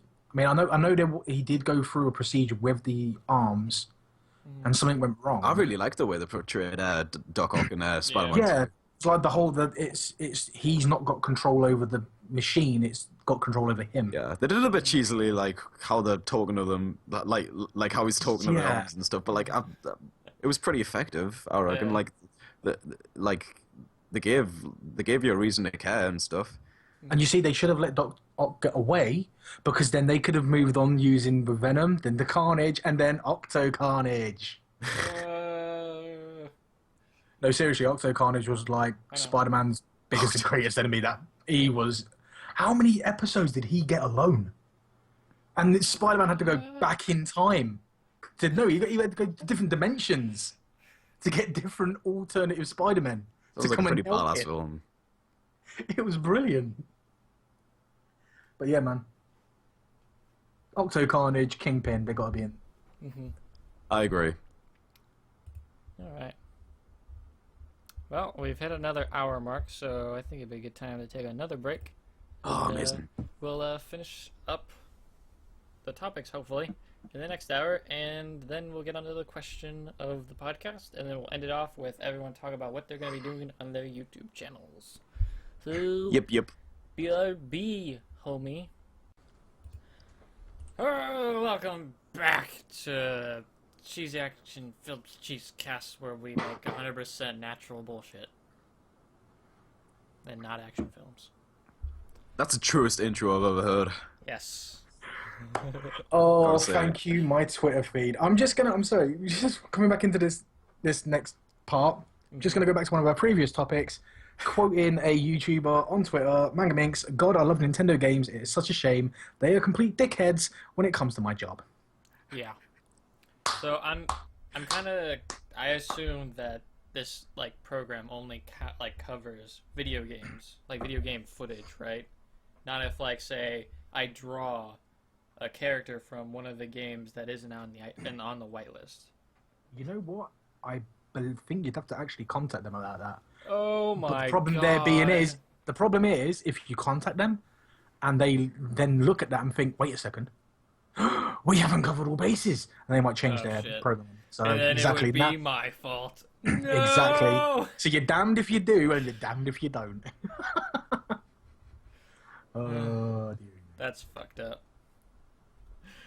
God dang, Nintendo is like the devil of video games. Sorry, Nintendo. They're digging you, themselves a massive hole. Like it's, you started off as the gods. Now you've fallen from grace so hard.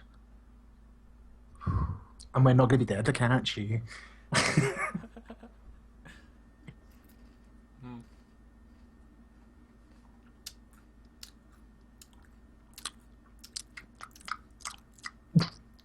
So everyone else was doing that. I wanted to join in.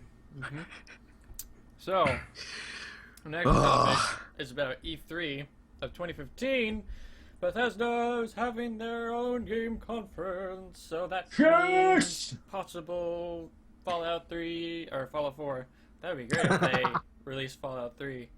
I mean, that game's so good. That game would be released twice. Could you imagine if they... Yeah. Fallout 3. Yeah. New Vegas was okay, but it wasn't Fallout 3. No. Oh, it's hilarious. Whenever my dad played New Vegas, and he was like, "Oh, this is so good! I love this game. Are there any more?" And I was like, "Dad, if you love that one, wait till you see 3." You're gonna have a field day. So yeah, Fallout 4. The only thing I want out of Fallout 4, the only thing I expect out of Fallout 4, basically, just take all the good things from Fallout 3, put it into Fallout 4, make the graphics prettier, and unique like story and place. Like the setting is a big thing for me. I want co-op. I don't want multiplayer. I don't want MMO. I want co-op. That would actually. I want really to good. play with up to 3 of my friends. 4-player co-op. I'll be happy with that. Don't try and do another Elder Scrolls. Just give me 4-player co-op. I'll be happy. Mm-hmm. that sounds like it Lovely. could be pretty sweet. Damn straight. mean- I want to know where they're going to set. Do we know where they're setting for? Nope. It's not even like confirmed that they're gonna announce it. It's just that Wow. there was some people speculate that because Rumors. this is the first Bethesda like full-on conference in E3, they're speculating, or a lot of people are speculating that Fallout 4 will be announced. It could just be a massive apology for Elder Scrolls. Never thought of that. Just saying, Bethesda, you could apologise for The that. CEO of At least Bethesda, Square Enix apologised for Final Fantasy 11. Wow, And that game just 13. faded away from existence, didn't it? Like it, And I just brought it back. it was a big thing like before it No. came out, and then like it just sort of like went into oblivion. If they need to the apologize scrolls for reference. anything, they need to apologize. Like Square Enix needs to apologize for Fallout or Final Fantasy 13, and all of the many games set in the Final Fantasy 13 universe. I have to agree with that one.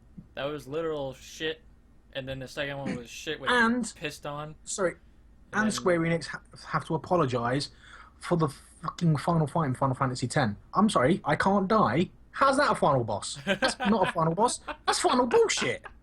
Final bullshit 10.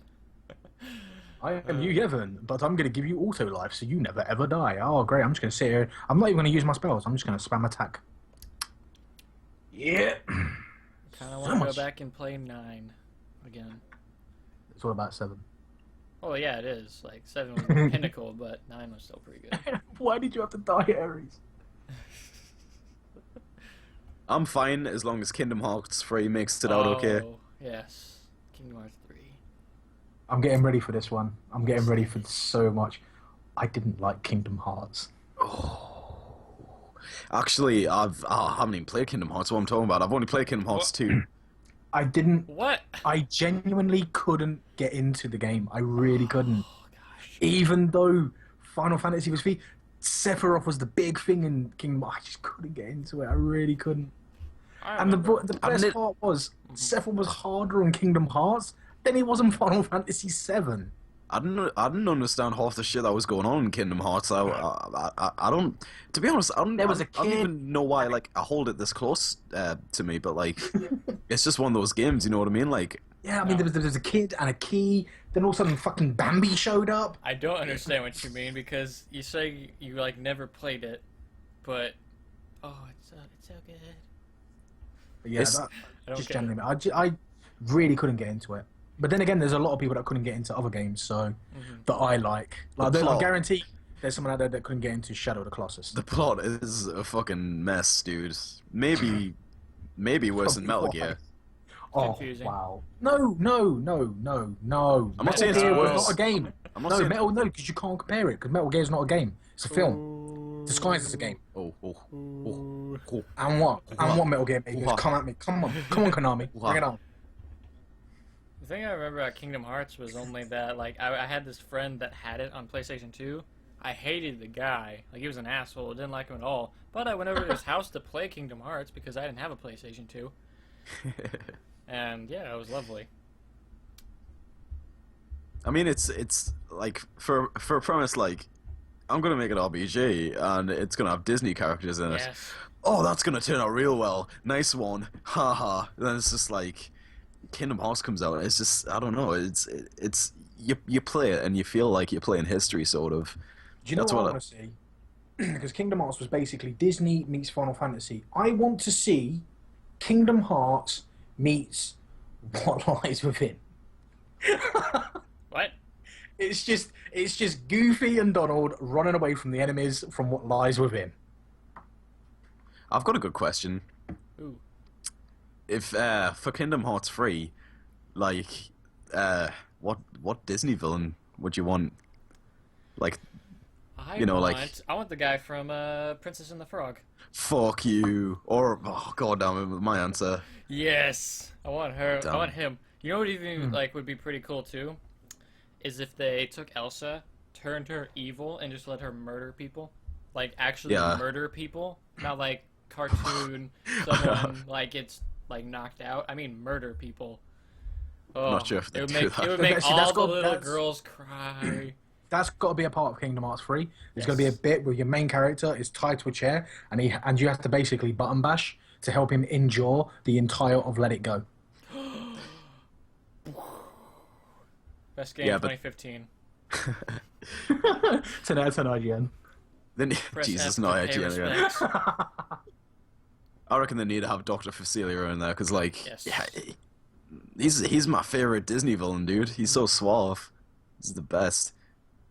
Oh, if they include Tangled in some way, the Keyblade for that world has to be like a frying pan. Yes. It has to be like a frying Or it has pan. to be a Keyblade with a frying pan on the, like, as the handle. Yeah. Yes. And it's got a special combo move where it like, kind of you turn it around and just boom. Exactly. Oh my god, that would be the best. I would only use that Keyblade. The finishing noise. It's just, and it's even got its own special, like, I don't know, limit break. God, Yeah. let's go Final Fantasy with it. Sure. The frying pan masher. Just all you hear. The screen goes black, and you just see like the Batman kapow, kapow, but it just says ba-doom, ba-doom, ba-doom. And you just hear the noise. That's great. Have an ability called Over Easy. Sunny side up. Yes. That's so good. Why is it I said sunny side up? I automatically thought of Nightmare and Flapjack. Yes. You're talking about that show on Cartoon Network, right? Flapjack. Yeah, I had no idea. No, I actually meant Soul Calibur. Oh. Nightmare has a move called Flapjack. I swear he has. Or it's no, he has a move called Flapjack. I know he does. I swear to God, I've used it. I'm googling this shit. Yeah, I was about to say I could feel you just gnashing your keyboard to search this if it's a thing. I can feel it. Fucking. Well, like would you could you imagine if they had like, Yeah, he Marvel does. Yeah, he has a heroes move called Flapjack. to Kingdom Hearts? They had like just Tony Stark just shows up. What up, biatches? Tony Stark in a Kingdom Hearts game, that'd be brilliant. Then the Hulk comes through and just beats the shit out of everyone for no reason. That would probably be the thing. Like he'd probably be the enemy in it. Like the Hulk's going crazy, and we need to defeat him as a team because that's never been done. Yeah, and then Wolverine appears and says, like, my ex-missus has gone crazy, we need to beat her. Lady Deathstrike is me. Because why not? And Captain America shows up. The Red Skull's back again! Oh, such a surprise! Oh, here be right, Captain America. Oh, I'm getting ready for this because this is going to be another comment thing. I do not like Captain America. Oh, that's not going to be a is- common thing. That's going to be a Skype call thing, bitch. What? I do not like Captain America. You I mean- think what? Captain America is the Batman of the group. I thought you loved Captain America. I do. Okay, I love Do Captain not America. like him. I'm just saying. He's my favorite superhero. It's like no. You think about it. Look at Iron Man. Iron Man has Tony Stark has Iron Man. He has the lasers and he can fly and shit and all this groovy crap. And you've got I don't know the Hulk. You have Thor has a fucking hammer for crying out loud. Yeah. You know, He's a god. Captain America has a fucking shield. Oh yeah, I know. Well, let's okay. I understand why he's a very like some people think he's a very like underwhelming like hero. It's understandable. However, I can tell you all of Captain America's like abilities. So like Captain America is basically as strong, as fast, and his brain is as the best developed that a human could ever possibly be without becoming like superhuman. So he's like it's like a perfect human pretty much is what he is. But there you said it. He's not a superhero. No, he's not He's superhuman. He's Oh, not no, superhuman. he's a semi-human. No, he's not a He's superhuman. He's a superhero. He's not superhuman. He's an advanced human. There's a difference. I just He's also the perfect leader. So I just So is a scout leader though. Like no. See, I've just genuinely, out of all of the superheroes, Captain America, I've just wait, he's over never Hawkeye? really- Over Hawkeye and Black Widow? Are you kidding me? I Like, would that's the rather one you watch complain the- about? I would rather watch the Green Lantern film. Well, Green Lantern's a super. Okay, the Green Lantern film was terrible. First off, Exactly. but Green Lantern's a superhero. Great power.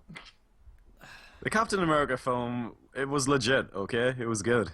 Yeah, I enjoyed it. exactly. No, I'm not saying the film was or wasn't good. I'm just saying that Captain America just isn't my favorite superhero. Yeah, that's fair enough. I thought you were saying it was your least favorite superhero. Yeah, he's my least favorite superhero. There's got to be other superheroes worse than Captain America. There is. There's a fucking guy who is basically just an elastic band. Like what the fuck? I like Mr. Fantastic. Not Mr. Fantastic. Mr. Fantastic is smart. There's a son of a bitch who is literally just made of rubber, and he's in Stretch Armstrong? DC. No, he's like just rubber. I think he's called Rubber Man. Not even kidding. He's a DC. Okay, Would never have well, guessed. okay, just for that one, I'm just gonna take back. He's not my least favorite anymore. Just for that fucking name, Rubber Man. I am made of rubber. No, go away. Fuck me. What's next? Cinema Man. Yes. Oh, that'd be so Popcorn good. Man. Well, in all I honesty, can't fight crime, but I can pop the fuck out of your popcorn. yeah, I can pop the fuck out of your popcorn.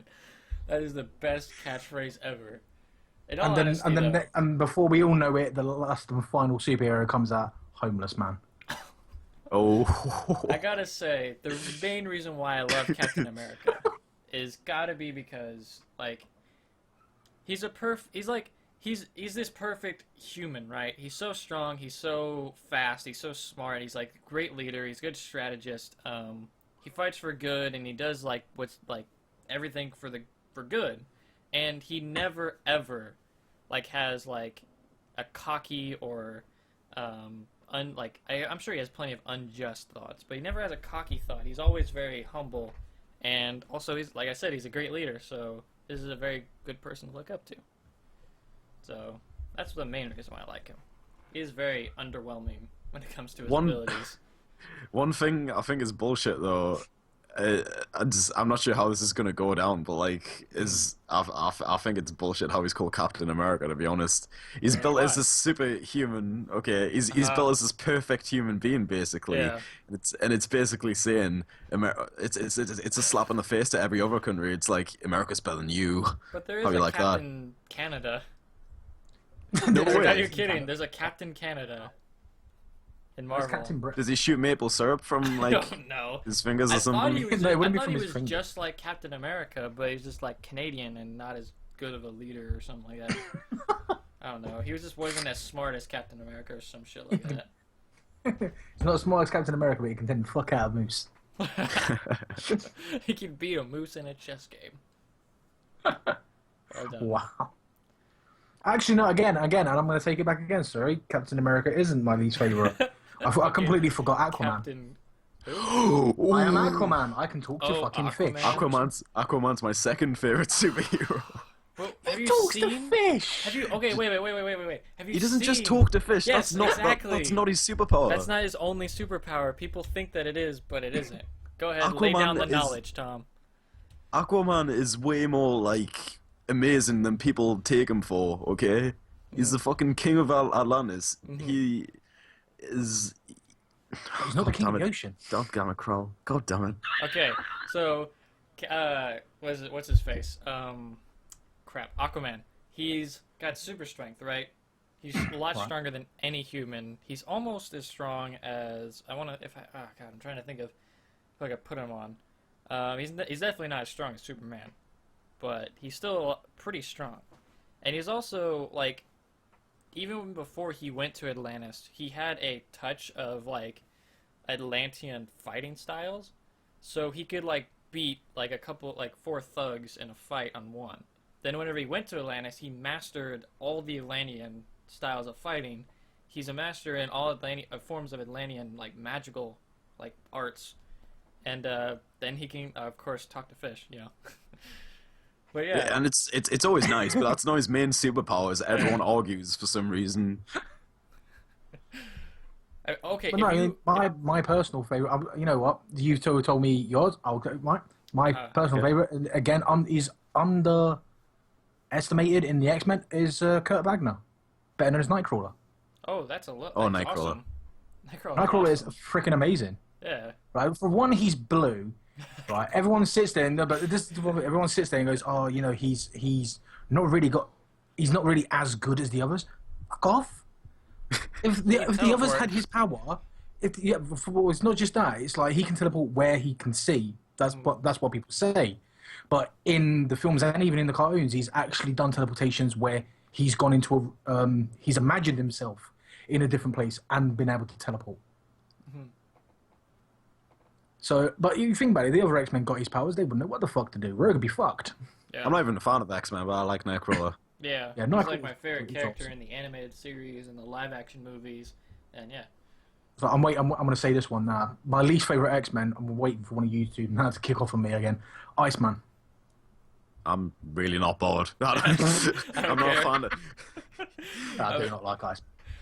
I don't even like Wolverine, to be honest. And To be quite fair, neither do I. Wait a minute, I know wait a he's like minute. a fan favorite. Can we all agree? Do we all agree that X-Men: Days of Future Past was a fantastic movie, though? Never seen Yeah. it. All right, good. Okay, so then I'm perfectly fine. I don't like you can distaste any X-Men. I don't care. I saw the first X-Men film. I was a little bit underwhelmed. The X-Men films get bonus points, though, because they had Vinnie Jones. Any film, Who does he if play? you're failing... Vinnie Jones played the Juggernaut. Oh, does he? Yeah. Yeah. No I'm way. a Juggernaut, bitch. You know. Yeah. That's it, yeah. Do you know who I am? It's just the way he says it. I never Yeah. even knew that. Oh, that's so He cool. plays Juggernaut. He's not in the first. Vinnie one. And he Jones. goes up He's in, against like, it's like third it's one, I think. in the scene with Shadowcat, and Oh, the boy yeah. that can negate X-Men's powers. Oh my god. And he just looks at him. He's like, "I'm the Juggernaut, bitch." Runs at him, not realizing what the kid can do, and plows into the wall and knocks himself out. It was so good. It was brilliant. But yeah, right. So hang on. How did we get onto our favorite superheroes? What happened there? Fallout 3 transcended into... We started from Fallout 3. Fallout 4, Fallout yeah. 4 into Mass Effect 4 into like, well, I don't even know. Hang on, did we Whatever. actually touch on Mass Effect 4? Does this count as the end of the topic? I don't Wait a know. second. Did we touch on Mass Effect 4? Well, not really. We talked about Oh wait, we talked about Mass Effect 3 before I started recording. That's what that was. Yeah. Uh, Basically, because we was talking about the E3, shall I say? yeah. Or do you want to say? Basically, Talk Mass about Effect 4. Mass Effect 4. I don't know anything. Mass Effect 4 is apparently being previewed, or it's not apparently, it's been confirmed.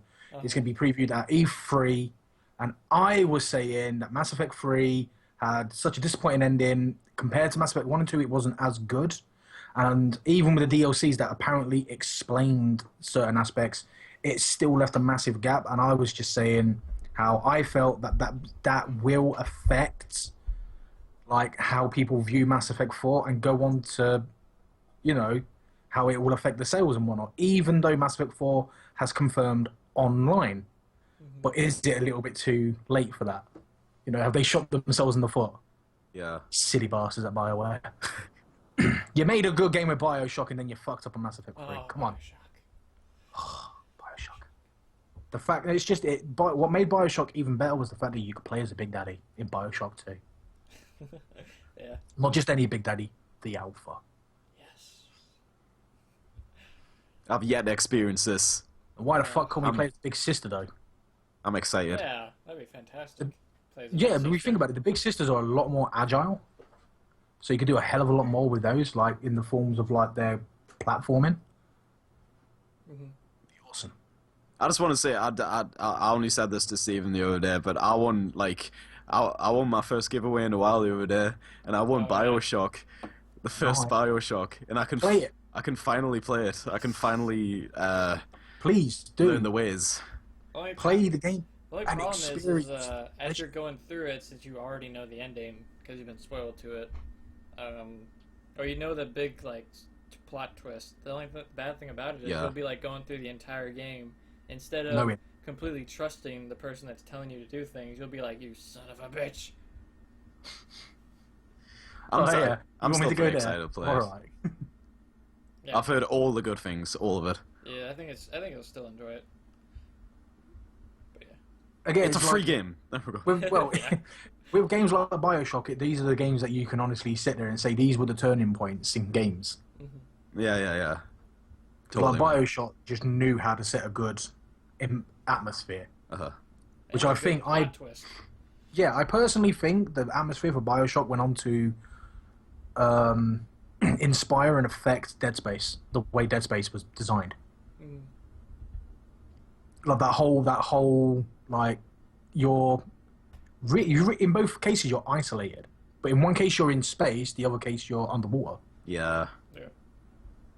and that whole atmosphere built around that is just brilliant. Kind of Agreed. makes the walls around you kind of seem like more delicate because if they got Yeah. punctured, you'd probably die. In both aspects as well. Yeah.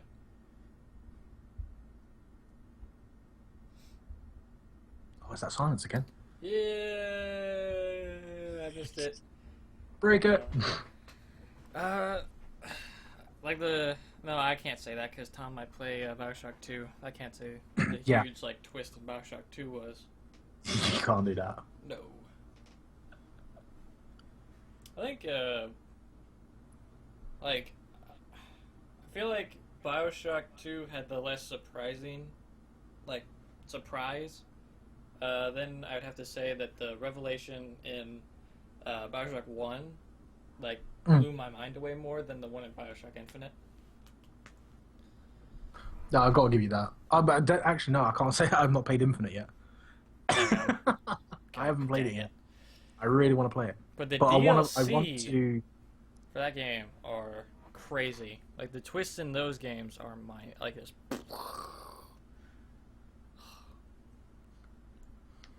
I know that the Yeah. twists were real in the ending of Infinite.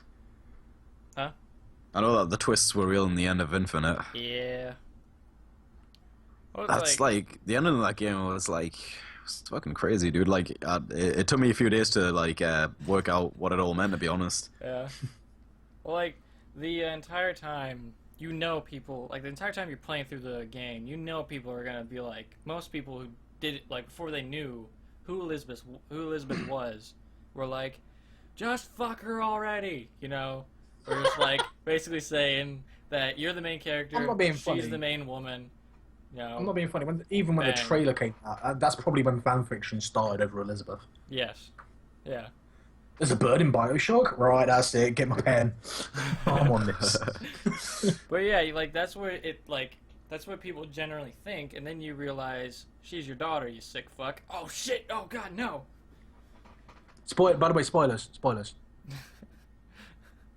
But it's like I like games with a good twist. It's like, for example, for me, I liked the twist in Batman Arkham City, where all the Oh, I don't know world- that one. I don't know that one. Neither do Oh, I. right, well, I won't. Neither of you two know that.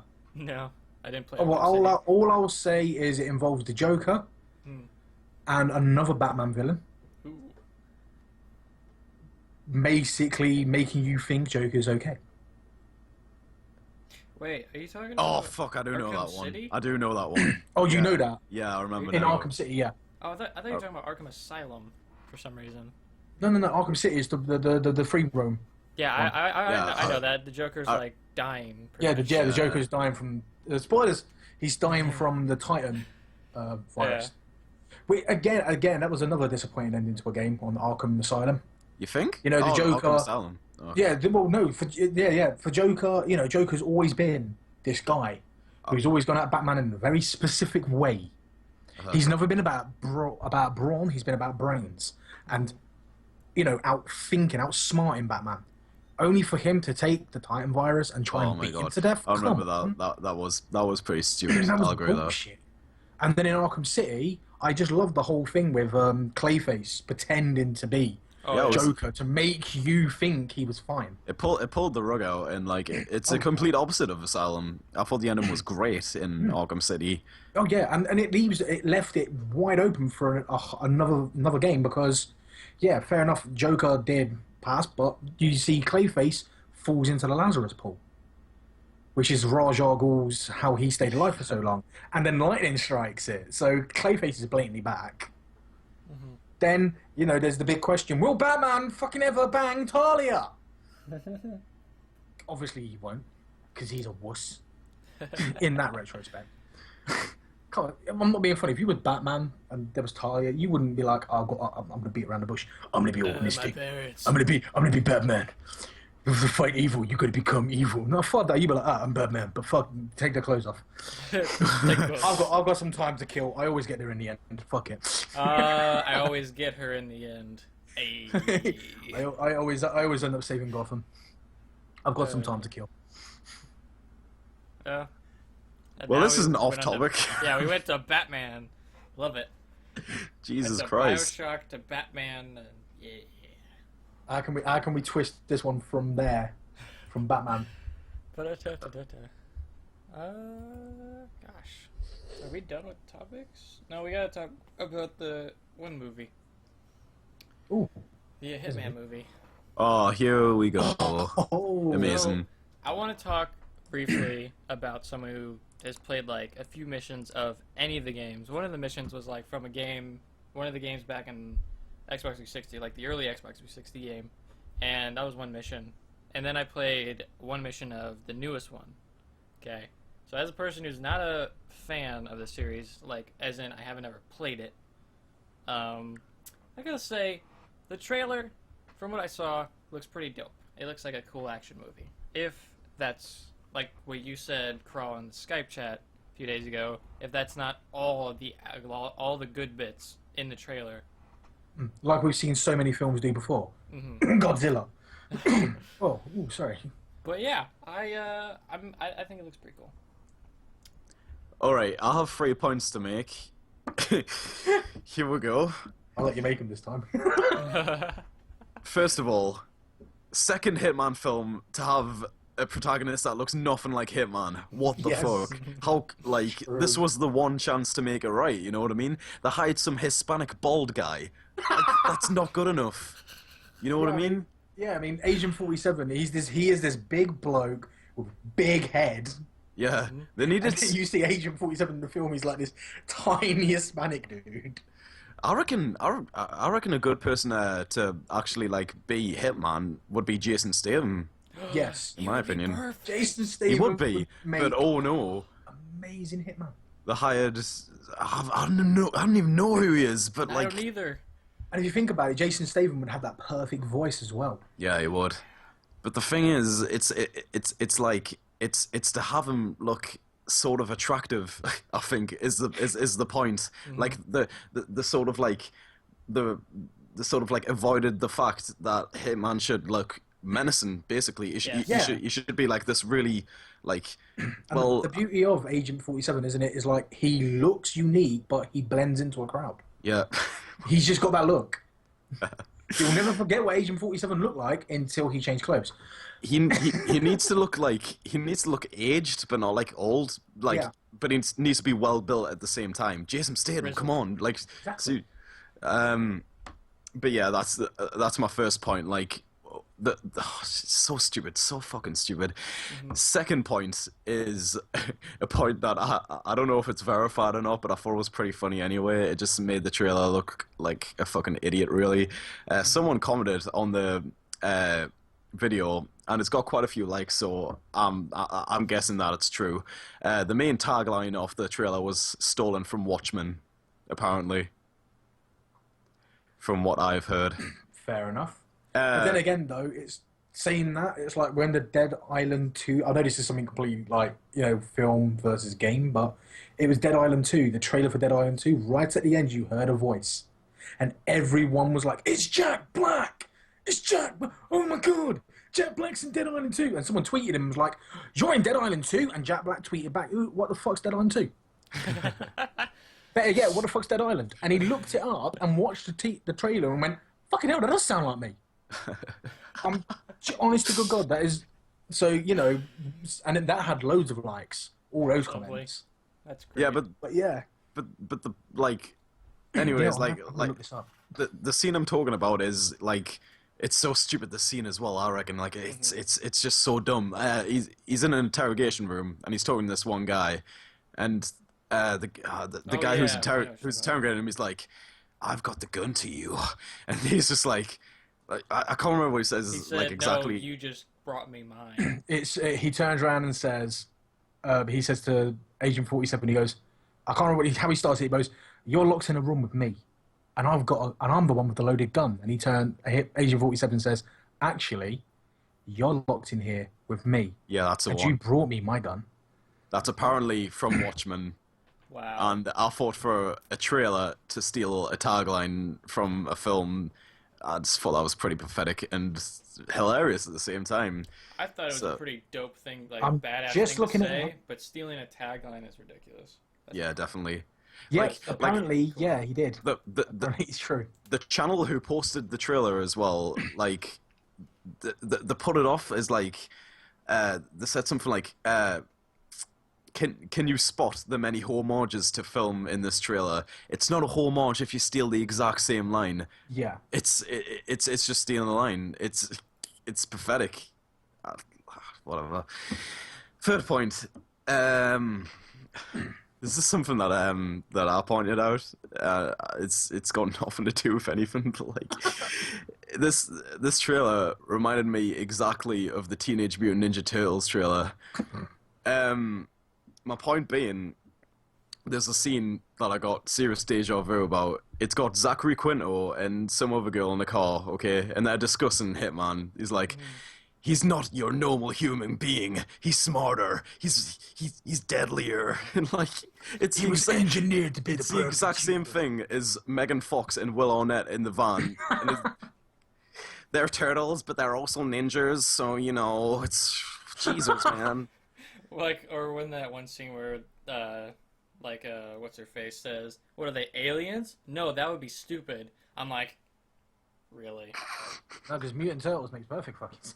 No, it's just they were gonna be aliens originally. Like that was the original idea that Michael Bay was gonna go with. That they were gonna be aliens, and everyone was like, "Shut the fuck up, Michael Bay! You're so stupid."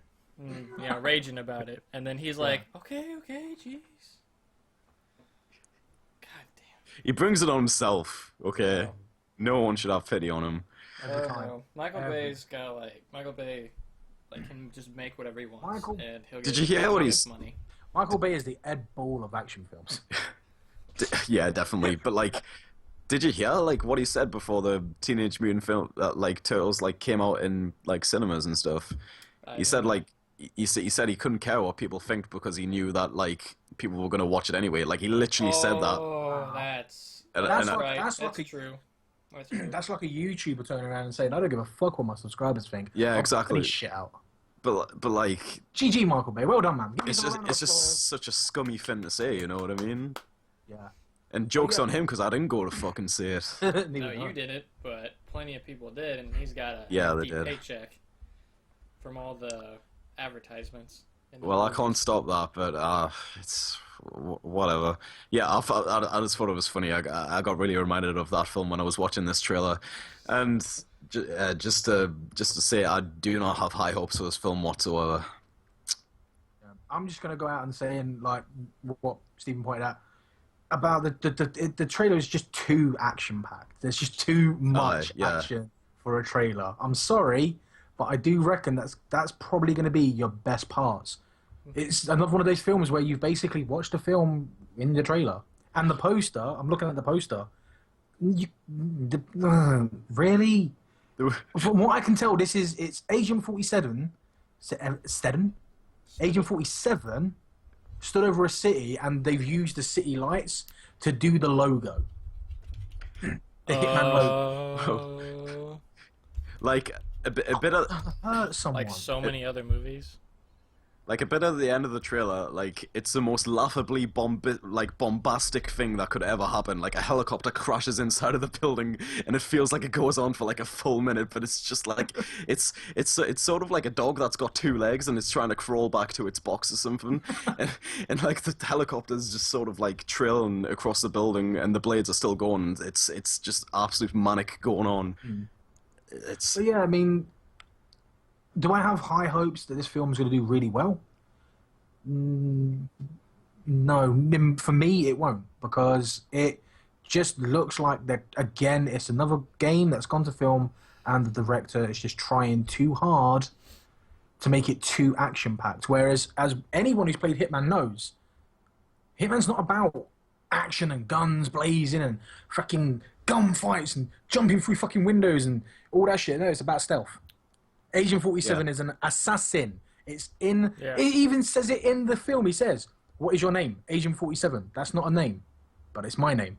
What is your occupation? That was such a fucking stupid catchphrase. Yeah, and he says, "What is your occupation?" And he says, "Assassin." All right, you're arrested. How Goodbye. the fuck can you be an assassin? Goodbye. If in the trailer there's the bit where the car gets pinned in the middle of the fucking street, and he comes out guns blazing. Or there's the bit in the airport, he just walks through, pulls out a gun, shoots the window. I don't get why they continue the investigation when he admits that he's an assassin. Exactly. You're an assassin, that's it, done. Bag and tag him. But no, in the games, Agent 47, I think his iconic weapons are not his guns, it's the piano wire. Yeah, definitely. For me, it's the wire. It should have showed that in the trailer or something. The amount of missions I did with his wire alone, it's like, you can pick up the guns. I don't want the guns. I'm going to put them away somewhere and leave them there because I don't need them. Watch. But that's so, again, Hitman, like you said, doesn't look like. Not only does he not look like him, and the shot I've got of him right now, how many veins can you have in your forehead? Seriously. But again, it just doesn't matter. It'd be like making the Silent Hill film a rom-com. To me. They're fucked up. So many, look at the Resident Evil film. The first one, okay, I'll leave them alone. They brought the liquor in a little bit too early. It didn't match up. Okay, fair enough. I'll let you be. Resident Evil 2. What the fuck were you doing? Now you're starting to really deter. When the fuck was there a player in the game that had superpowers? Activate, operate, Project Alice. Fuck off. It's ridiculous how that's a movie franchise now. Like, it has no reason to be. I only watch it for Miller. The only reason I watch that film. But yeah, I mean, I think Hitman Agent 47 is going to follow in a long line of films that just don't match the game. What do you think, Steven? Did you watch the trailer? I did. Yeah. What did you think? Like I said, as someone who hasn't played any of the games and has like no attachment to the games, Do you think it looks like a good standalone film though? I think it looks pretty cool, as long as that's not, like I said, not the only good parts of the movie. I suppose it looks flashy. Yeah, like Yeah, It's, I mean, It's like Transformers for me. I only watch for the action. they would have been better off making this film completely, like, not actually naming it Agent 47 or anything to do with Hitman, making it its own standalone film, and then saying, yeah, we took inspiration from Hitman. That would have been better. Yeah. I agree with that. They I don't think they should make a Hitman movie that's has nothing to do with being a hitman. Like Hitman, Yeah, 'cause in the get film, a job isn't- and you kill one person. Yeah. I mean, isn't it in the film? He's trying to find it says it in the trailer. He's trying to find the daughter of the man who started the Agent project. Not to kill her, like a hitman would, like an assassin would. He's an assassin, not a private investigator. Yeah. so fucking stupid, dude. Well, You know what? We could sit here and poke holes at this all day, I reckon. does anyone else have anything to say? Because like I want to. I just want to walk away from it now. All right. Since we're talking about this being disappointing, I wanted to touch upon a video game film that I actually have high hopes for. Assassin's Creed, starring Michael Fassbender, coming out. I really want that to be a good film. I want it to be good too, dude. But it's the same thing with TMNT. I wanted that to be good, but apparently it was terrible.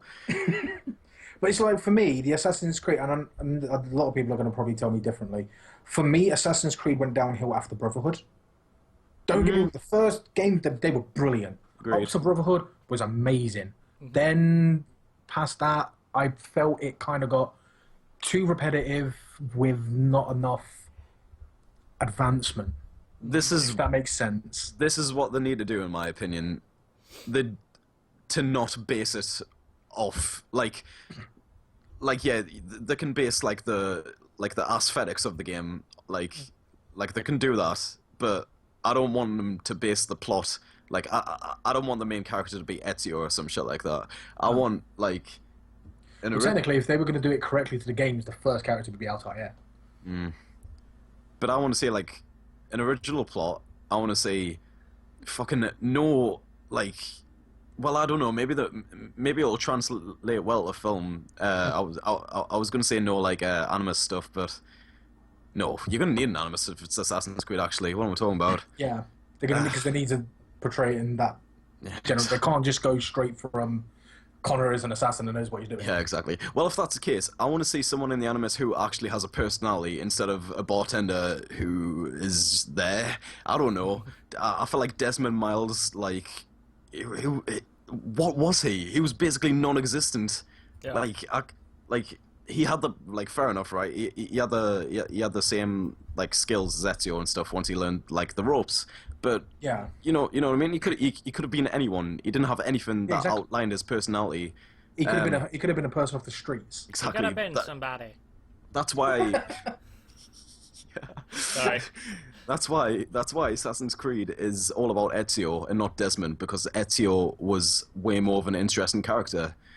Oh yeah, Ezio's story was amazing. Absolutely brilliant. Oh yeah, it was Revelations when he went to is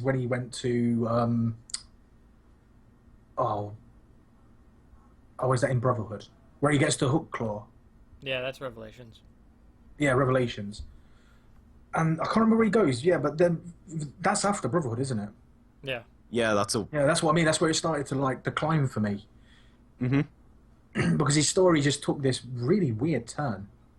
I still haven't finished Black Flag yet, but that's going pretty well for me. I get a lot of people keep saying to me, Black Flag is really good. They keep saying it's a really good film. It's What the Game. hell? Yeah, Game. sure, They say it's a really good game. it's good fun. I don't know. A lot of them, and this is one point that I keep making though. They say, "Yo, yeah, the whole traveling on the pirate ship, on the ship, and fighting on the ship." And it's like, wait a second, but that's not an assassin. We've already discussed this like last podcast, but Yeah, it's like, not what an assassin. You can't put an assassin on a fucking pirate ship and say he's still an assassin. He's not. It's like putting a baker in a freaking middle of McDonald's and saying he's still a baker. I think the game would have been way better if they based the entire thing around him being a pirate instead of being an assassin. Like, it could have been Assassin's Creed. He could still have been a part of the Assassin's Guild, but he's a pirate. Like, what's the latest one? Not Assassin's Creed Rogue. Not Rogue. Apparently, Rogue's supposed to be really good. Is Unity? Unity? That's Yeah, Unity. Apparently, a lot of people are saying Unity's good. Oh god, no. I haven't been hearing that it's good. To be fair, I've heard a few it people was say it's broken good. as shit. Like in the beginning when they first released it, and then oh god, that comment they made about not being able to make female characters because it's too difficult to model female, bodies in our game. I'm like, shut the fuck up. Hang on, they did a perfectly fine job with the Harlequin. Exactly. The Harlequin was quite possibly one of the best modelled multiplayer characters. Exactly. But they apparently can't Harlequin make that and into the a main Doctor. character. Oh. That's what they said. In other words, they couldn't afford Millia Jovovich to do the voice. Oh. Sorry, Ubisoft. You make a good Dead Space game, but that's about it. Gotcha, Ubisoft. anyways, Can I so just say I was deeply disappointed with Dead Space 3. oh god, I can agree. Oh no, Why is we're it doing every it. We're third doing it game again. being bad? You just gotta accept that it's a thing that happens, Tom. Join us. I'm sorry. I don't know anything about Dead Space 3. I'm sorry. I can't join in on this. No, you were saying like it's happening again. I assumed you were talking about us like starting with one thing and completely going to something else. Yeah, going off topic. Yeah. It was Assassin's Creed, and then it went to Dead Space. Well, it's because they're made by the How same did that transition work out? I think they need a different combat system that just isn't like counter, counter, counter, win, win, win, counter, counter. Yeah. Oh, okay. Assassin's Creed need to expand on what they've got. Their combat system is like an early access game. Oh. Just You got a good foundation. Should work for Ubisoft because he's come up with some of the best ideas. Like one of the ideas was the next Assassin's Creed is is set in Victorian England and you are a guy trying to hunt down Jack the Ripper, and then the plot twist is that your character, the assassin, is Jack the Ripper. Oh! And I was like, oh my god, that'd be so amazing. And And if you think about it as well, it was like a World War I or World War II Assassin's Creed. If that was the case, then you wouldn't just be an assassin. Like, if you assassinated people, you'd have to like rip their intestines out and everything. If that was the case. Well, no, like you don't. The plot twist is there because you don't know that you're Jack the Ripper. Like you got to be like, I guess you'd have to be like a dirty cop and that technically, like kills and. I'd just like to point out, Jack the Ripper didn't actually disembowel people. He surgically, precisely removed specific organs. Oh, well, that's even worse then, because That's why a lot of people think Jack the Ripper was a Freemason and a skilled surgeon, because no one in those times, apart from obviously trained practitioners, could do something as precisely as he could. Also, all of your targets will be prostitutes. Yeah. All of his targets. Like you don't like that's the thing. You wouldn't see yourself doing any of this. Like you wouldn't see yourself doing any of these murders. So basically it's you.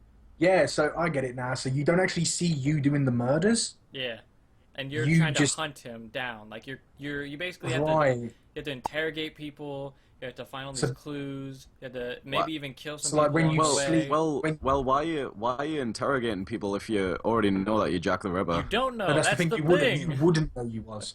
It'd be a kind No, of the thing player like doesn't know, but you do know. No, you. But, That's what I'm saying. Like, no, you don't know. what's- Your character doesn't know No, either. both you and the character wouldn't know. How doesn't the character know though? You can't just It's say like that the the character doesn't know. psychological It has to be a thing. reason. I mean, there's one way you could do it is every time your player every time your player fell asleep, he woke back up.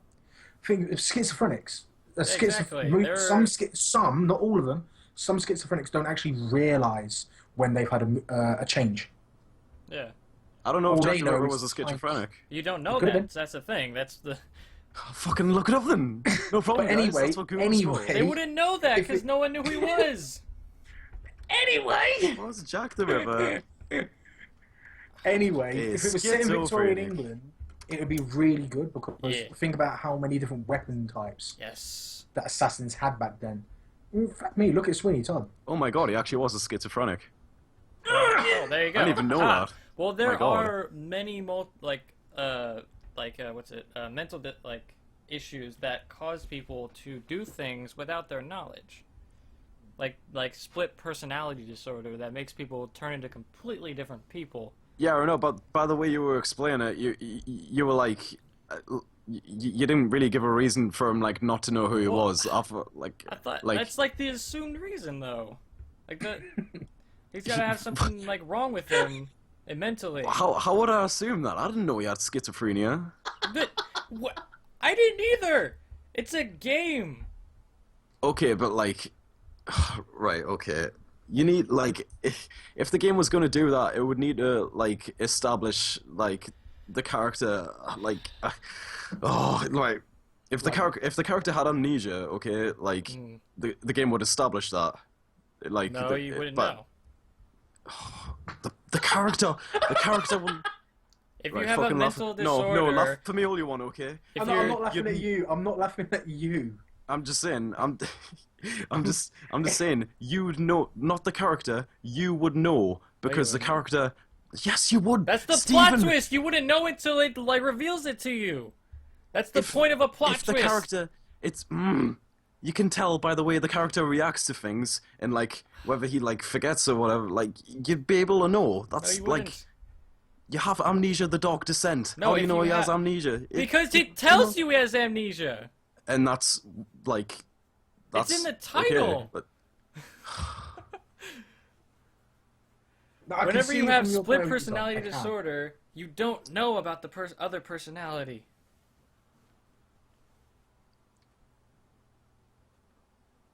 And then the big plot twist would be, oh my god, he's the killer.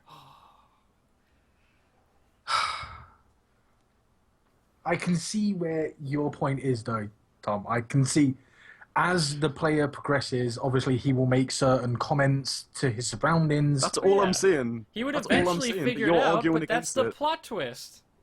But no, you were saying that he would know all the time. He wouldn't. Whatever. I just want to fucking get past this. Whatever. Okay. So anyway, Assassin's Creed Rogue hopefully is better than Unity. Wouldn't bet on it. I'll move us past it. Yeah, they like I said, the Assassin's Creed. The topic wasn't even about the Assassin's Creed games, but whatever. It wasn't. What was it That about? big argument was for nothing. Assassin's Creed No, the it wasn't movie? It was about the movie, Yeah. wasn't it? Yeah, Yeah, it was about the film. Well, I'm hoping the Assassin's Creed movie is good. That's Because, all we no, needed to say. The one that Machinima because it's did, got because like, if you yeah. I was What? gonna say, if you look at like what it's got to work with, game wise, like what the directors and that have to work with, there's no way you can fuck it up.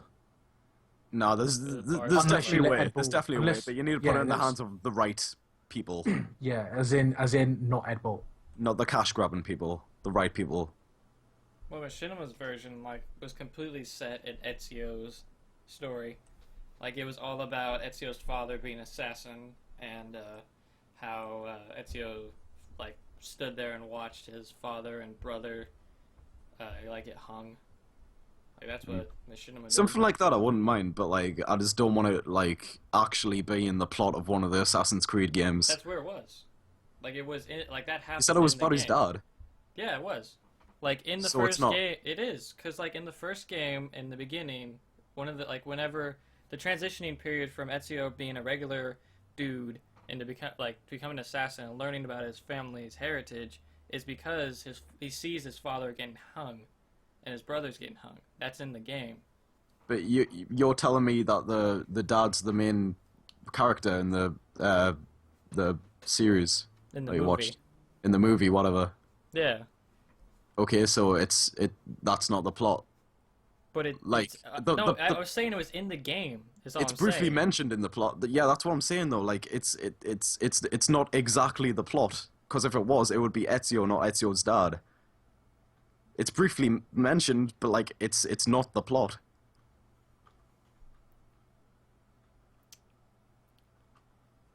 Okay. All right, fine. Whatever. Fucking have that one too, I guess. Jeez. Ugh. I just want to say how it's been an amazing, had an amazing time with you guys, and I hope you invite me back again. Thank you, Kral. Yes. Ugh. We did the same thing about the Dead Rising trailer last time. We got into really heated debates for no reason. I don't even remember what we debated about.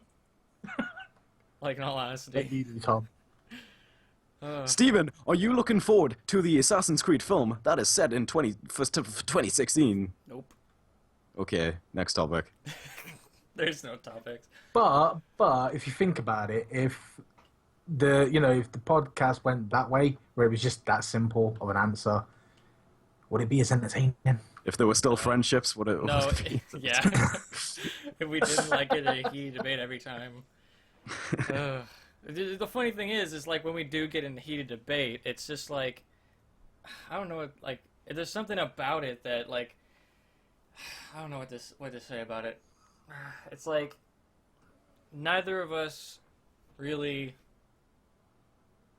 are wrong in most of the debates we have. Like both of us are right. It seems like, because I look back at a lot of debates we've had, like our big debate we had a long time ago about whether Ghost Rider was a good movie. And I like Ghost Rider. Jesus. I didn't like Amazing Spider-Man, and I was like, oh wait, duh, everyone has their own opinions. So we were both right. Fair enough. Ugh. Okay, is that all of the topics? Yes. I So believe it is. it's final question time, right? Yes. I will Okay. end talking about our debates and just end it with Heart You, Tom. Heart You a long time. So yes. The question, because we had such heated debates and because there's so much controversy Okay. over Nintendo, the question is, have you ever been a part of some kind of big like YouTube drama? YouTube drama. Yeah.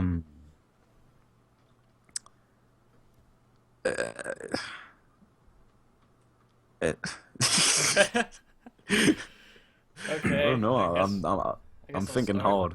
hard. So basically the only like even like scent of YouTube drama I've ever been a part of was there was a big thing back when I was doing like rap battle videos. I got in I did like 3 or 4 of them, and I saw this other guy do rap battles, and they were terrible. Like they were so bad. And I was like, you know what? I'm gonna make a video to challenge this guy to a rap battle. So I did. I wrote my lyrics. All of them had something to do with some of the characters that I had did rap battles on. And all of them were against had something to do with characters that he had, which made no sense. And they were all pretty good lyrics. However, when I sent him the audio in order to edit it, right? This motherfucker repositioned my audio so it was like offbeat, like the lyrics were offbeat. He turned down my volume so it was hard to hear me, so it sounded like I was like really quiet or really far away from the mic. This guy is a real shithead, by the way, Kral. Yes, he is. I know what he's talking about. And this guy, all of his fans were raving about how he whooped my ass. And I remember, like, talking to him. I was like, the fuck was that shit? And he immediately was like, oh, I'm sorry, I didn't realize that was an accident. I'll get it fixed right away. He didn't. Wow. Oh, also... Dick move. Like, the whole rap battle, like, whenever it was my turn, it was my logo. And then whenever his turn, whenever he was rapping, it was his logo. On mine, he didn't even ask me for, like, a high-resolution version of my logo. He just, like, literally saved it from the little window, like, on YouTube that shows your profile image, that really small-ass window. He right-clicked it, saved image as, and saved it from there. And it was pixely as shit. It looked terrible. What a dick. Yeah. I don't think I got into drama that big. Oh my god, it was so terrible. That I had to sell it in the streets. Yes.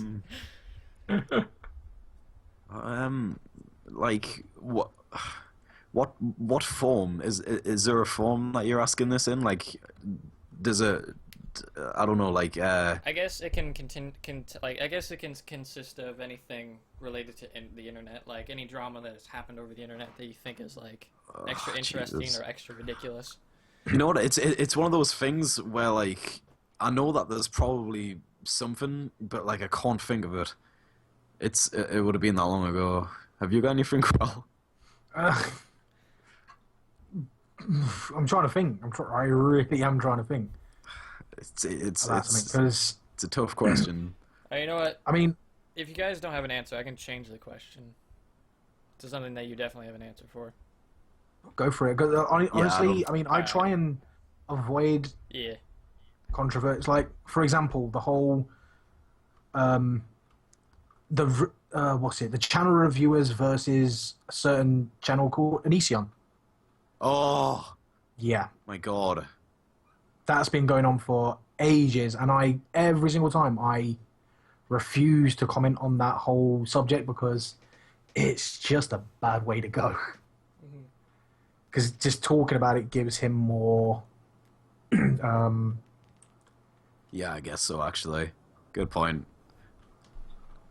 I'm not going to voice my opinion on it, but yeah, that's the same. It's the exact same reason I don't voice my opinion on it, Yeah. because I don't. it just won't end well. So, New question is: Okay. if you had to choose a game that would be made into a movie, what game would it be? And what would you what would you think would make what would have to be in the movie for you to go watch it? Wow. wait, what was the question again? Like, what? Like if there was a game to be made into a movie, what Okay. game would it be? And what would the movie version of the game have to have or be like in order for you to watch it? Okay.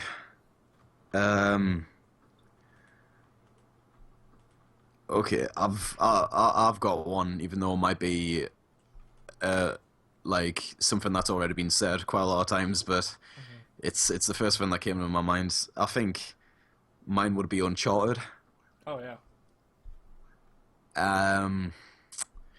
I guess the thing that I'd want to see in that is just constant high octane action, really, but like, you know, like sort of Indiana Jones style, not like Yeah. Transformers constant action, like just for like a thrilling hour and a half, whatever, like, you know what I mean? Like, it doesn't even have to be that smart. It just needs to be an adventure. Just needs to have that excitement, you know what I mean?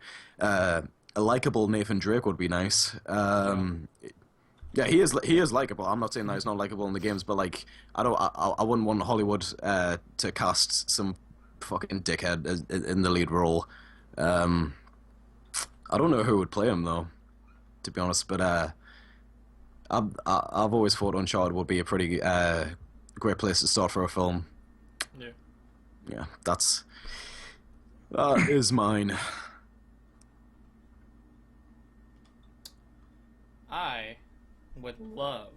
Now this is kind of cool because it actually has something to do with a science, like something that the like U.S. United Nations Center for Space, like the conjoined program that like basically manages all the space exploration, has a thing where in a few years, like they've been conditioning people for a few years now, and in a few more years, all these people are gonna go to live on Mars, and they're never gonna be able to come back.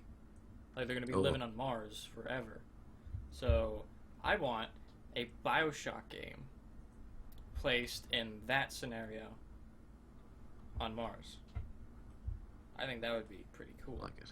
Because it's kind of like the same thing, like with the sensitive, like the walls almost feel like fabric, because if they break, you're gonna die. Be pretty cool. Can I change mine? Yeah. All right, I want to see a Heavy Rain film. That's what I want to see. Because that's all that I was thinking whilst I was playing the game. I was like, this would work so much better as a film. And I did enjoy the game, actually, but it was more for the plot. Yeah. Really, and that's why it would work so much better as a film. QuickTime Events, not really a big fan. It's like, the whole thing was just, like, admittedly, it's just pressing buttons, like holding them, quickly pressing them, and using the analog sticks to walk. That's it. Gameplay, I guess. Yeah. There we go. That's it. I know pretty much every like David Cage game is like that, like Beyond Two Souls and Fahrenheit. They're both like mainly focused on the story, but I think Heavy Rain had a much richer plot and it had a better payoff and everything, and it works so good for a film. Yeah. Boom, boom. That's idea. mine redone, even though Uncharted would still work as a film. I just think like with the Uncharted one, real quick, I just think that the thing I'd want from that is that to not take itself too seriously. Like, Well, Uncharted? Yeah, just definitely. Be like a fun movie. Yeah, Fun, that's exactly movie. what I would want. Yeah, fantastic.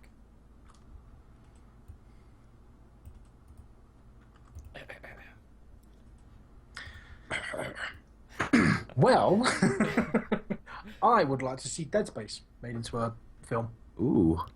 I like the horror genre. I truly love a good horror film that can genuinely scare me.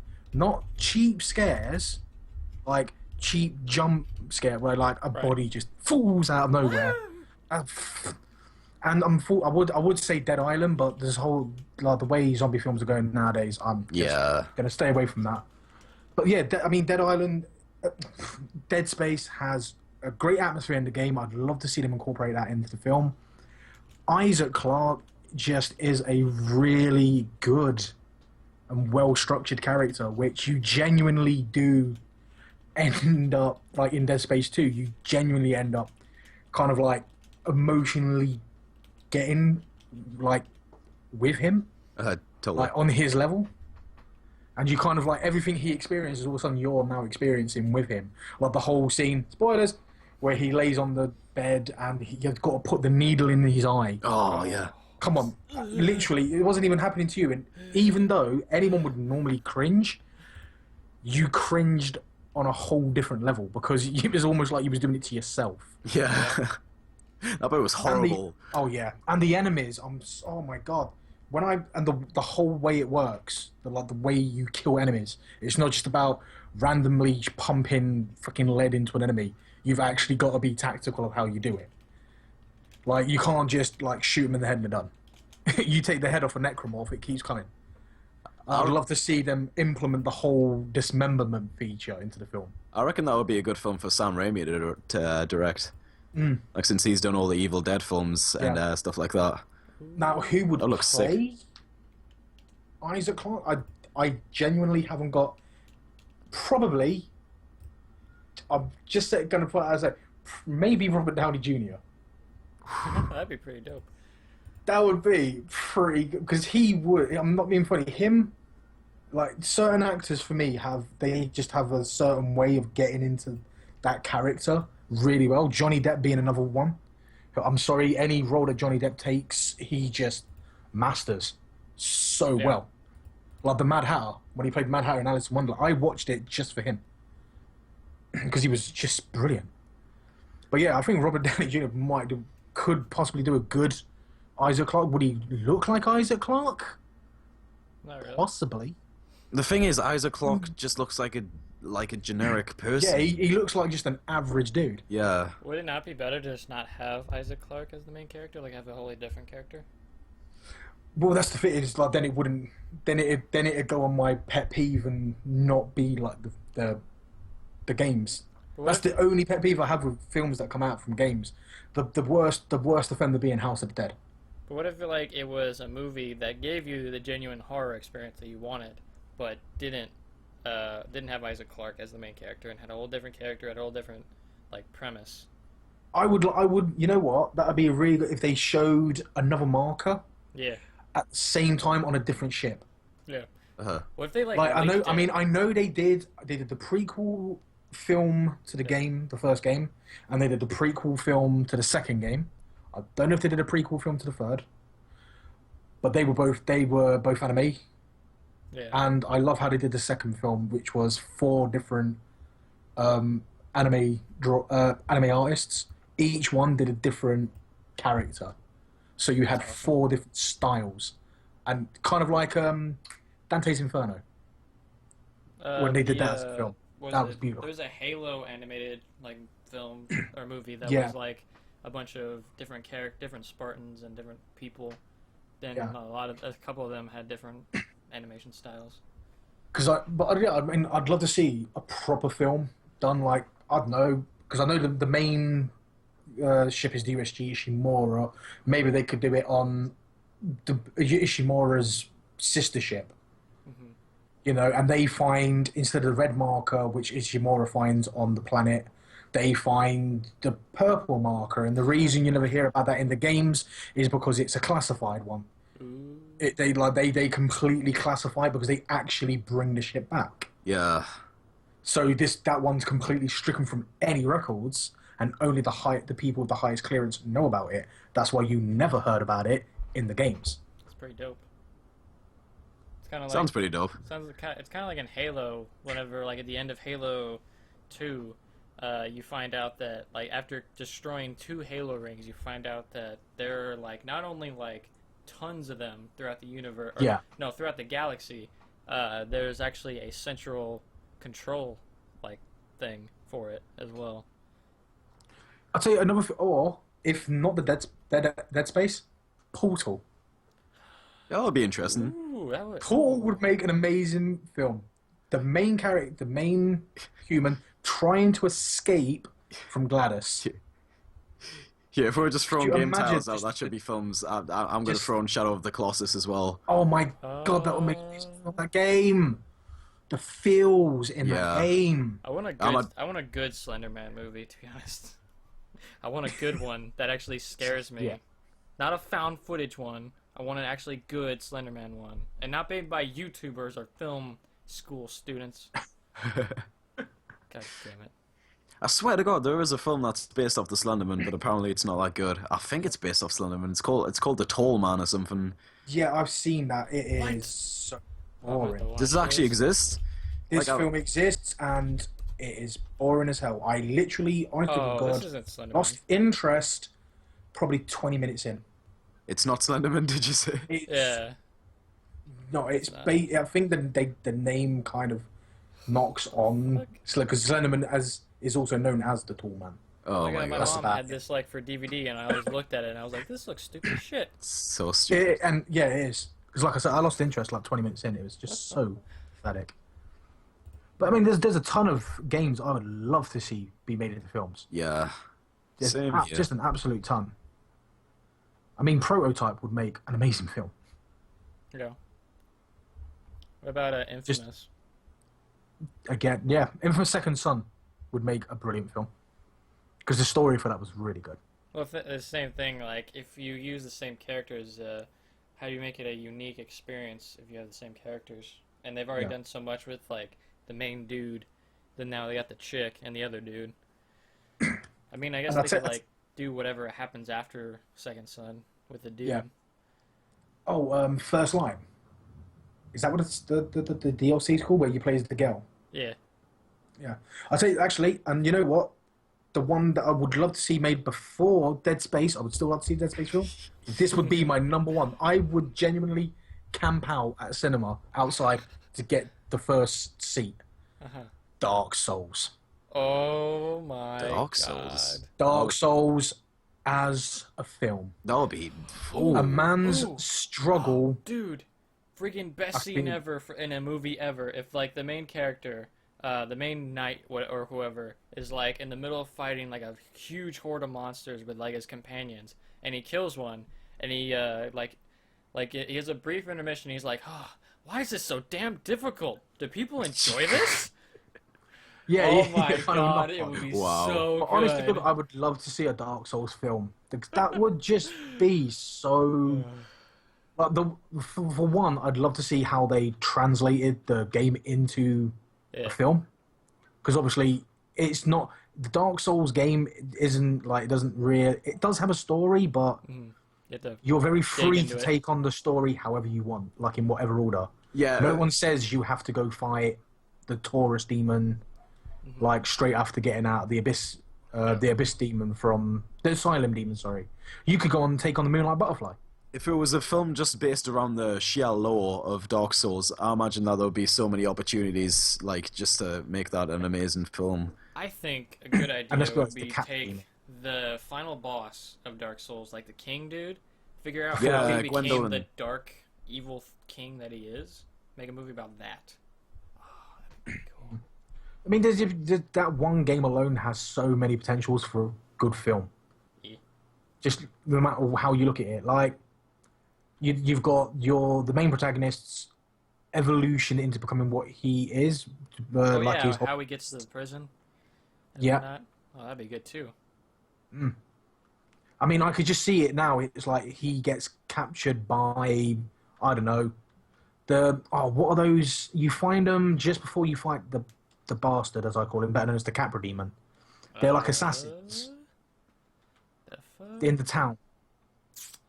They keep coming out of the doors, like they come out of the little huts, and they've got a thing. If you get too close and you just randomly swing at them, they have an ability to jump on your back and just stab you in the back, like the dicks. Is They it called an undead assassin? I think so. Yeah, it could be like one of like a group of those capture you, Oh. and the reason you're because you're classified as is it hollow? Yeah. Yeah. The reason that you're that is because they've taken your humanity to feed the king. Oh shit. And like it's like the end of the movie is he's in the prison cell and the knight drops the key, and Yeah. it's like, and ends black screen. Yo, any film directors want to hit me up? Yeah, I've got tons of ideas. Yo, Uh, I'll hook you up. I actually had trouble thinking of a film at the start. Now it's just flooding with ideas. Yeah, Got the juices flowing. yeah, that would be a really good film for me. Dark Souls. Alright. It'd be one of those films that I genuinely would watch like 50 times. I feel like League of Legends kind of has like so many like unique characters. Cinematic. It could make a movie out of the Yeah, it characters in would. League of Legends. I'm just getting annoyed with every time they bring out a cinematic. I sit there and go, "Come on, Rammus and Cogmal. Where's Rammus and Cogmal? Yeah, they're pretty dope. Where's Skarner?" They keep using these. I think it's because they use the characters. This is how I reckon they work out what characters used in cinematics. They use the characters that are being used the most by the players. Which then, when people see the cinematics, they just want to play as the players that they're seeing. Yeah, and they're like, oh, hey, I love that character. Yeah, it was, oh yeah, I saw that character do like fighting against Draven, and it's like, oh fuck off. What about the really good characters like Rammus and Skarner, like I've mentioned? What about Galio, Umumu, Annie? Annie's one of the original League of Legends champions, and she appears in one cinematic for about 2 minutes. Yeah. That's it. Well, Only for Mr. Tibbers to be eaten by Baron. I want to see a live-action Sonic the Hedgehog movie. That's Yeah, they'd have to get. Yeah. They'd have to, Imagine how terrifying that would be. Ugh. Gotta Sounds get your ass. disgusting. Gotta go fast. Okay. They could do like the new SpongeBob movie where Sonic's like animated, maybe. Oh no, we're in a new world, and all it's the way the through the real film, it's all world. animated until he comes to the real world, and it's just they basically spray painted a hedgehog blue Oh. and put a teeny pair of boots on And it. he's like, "Yeah, guys, we gotta save the world and get back to Gotta our go own so world." fast and then get the chili dogs. Yeah, he's Which, actually done. why is it in the new film, like the new games, they never mention his love for chili dogs? I don't know. Probably because the people making are Satanists. Goddamn it. Satanist motherfuckers. I'll kick your ass. Mention chili dogs. Plot twist: we're Satanists too because we have 666 subscribers. Oh. I can't be a Satanist. I have 760. There was at one point I did have 666 though. Oh, Does that make part of me an us. evolved Satanist? Yeah, every YouTube channel at one point had all the sixes. Yeah. And if you haven't had all the sixes yet, you will do. Yes. And that's how the world ends. Every time a YouTuber gets his 666 subscribers, he gets marked by the devil. And then whenever it comes time for him to need you in a part of his demon army, he summons you. Yep. I remember it happened to me last week. He asked me to kill a Sarah Palin and I just couldn't go through with it. How I could didn't you want to not? I didn't want to step foot in freaking Alaska. It's too cold. I'm British. We either complain it's too cold or too warm. Not too hot. No. Too warm. Back me up, Tom. Oh my god, dude, get rid of the A in your second name. It spells demon.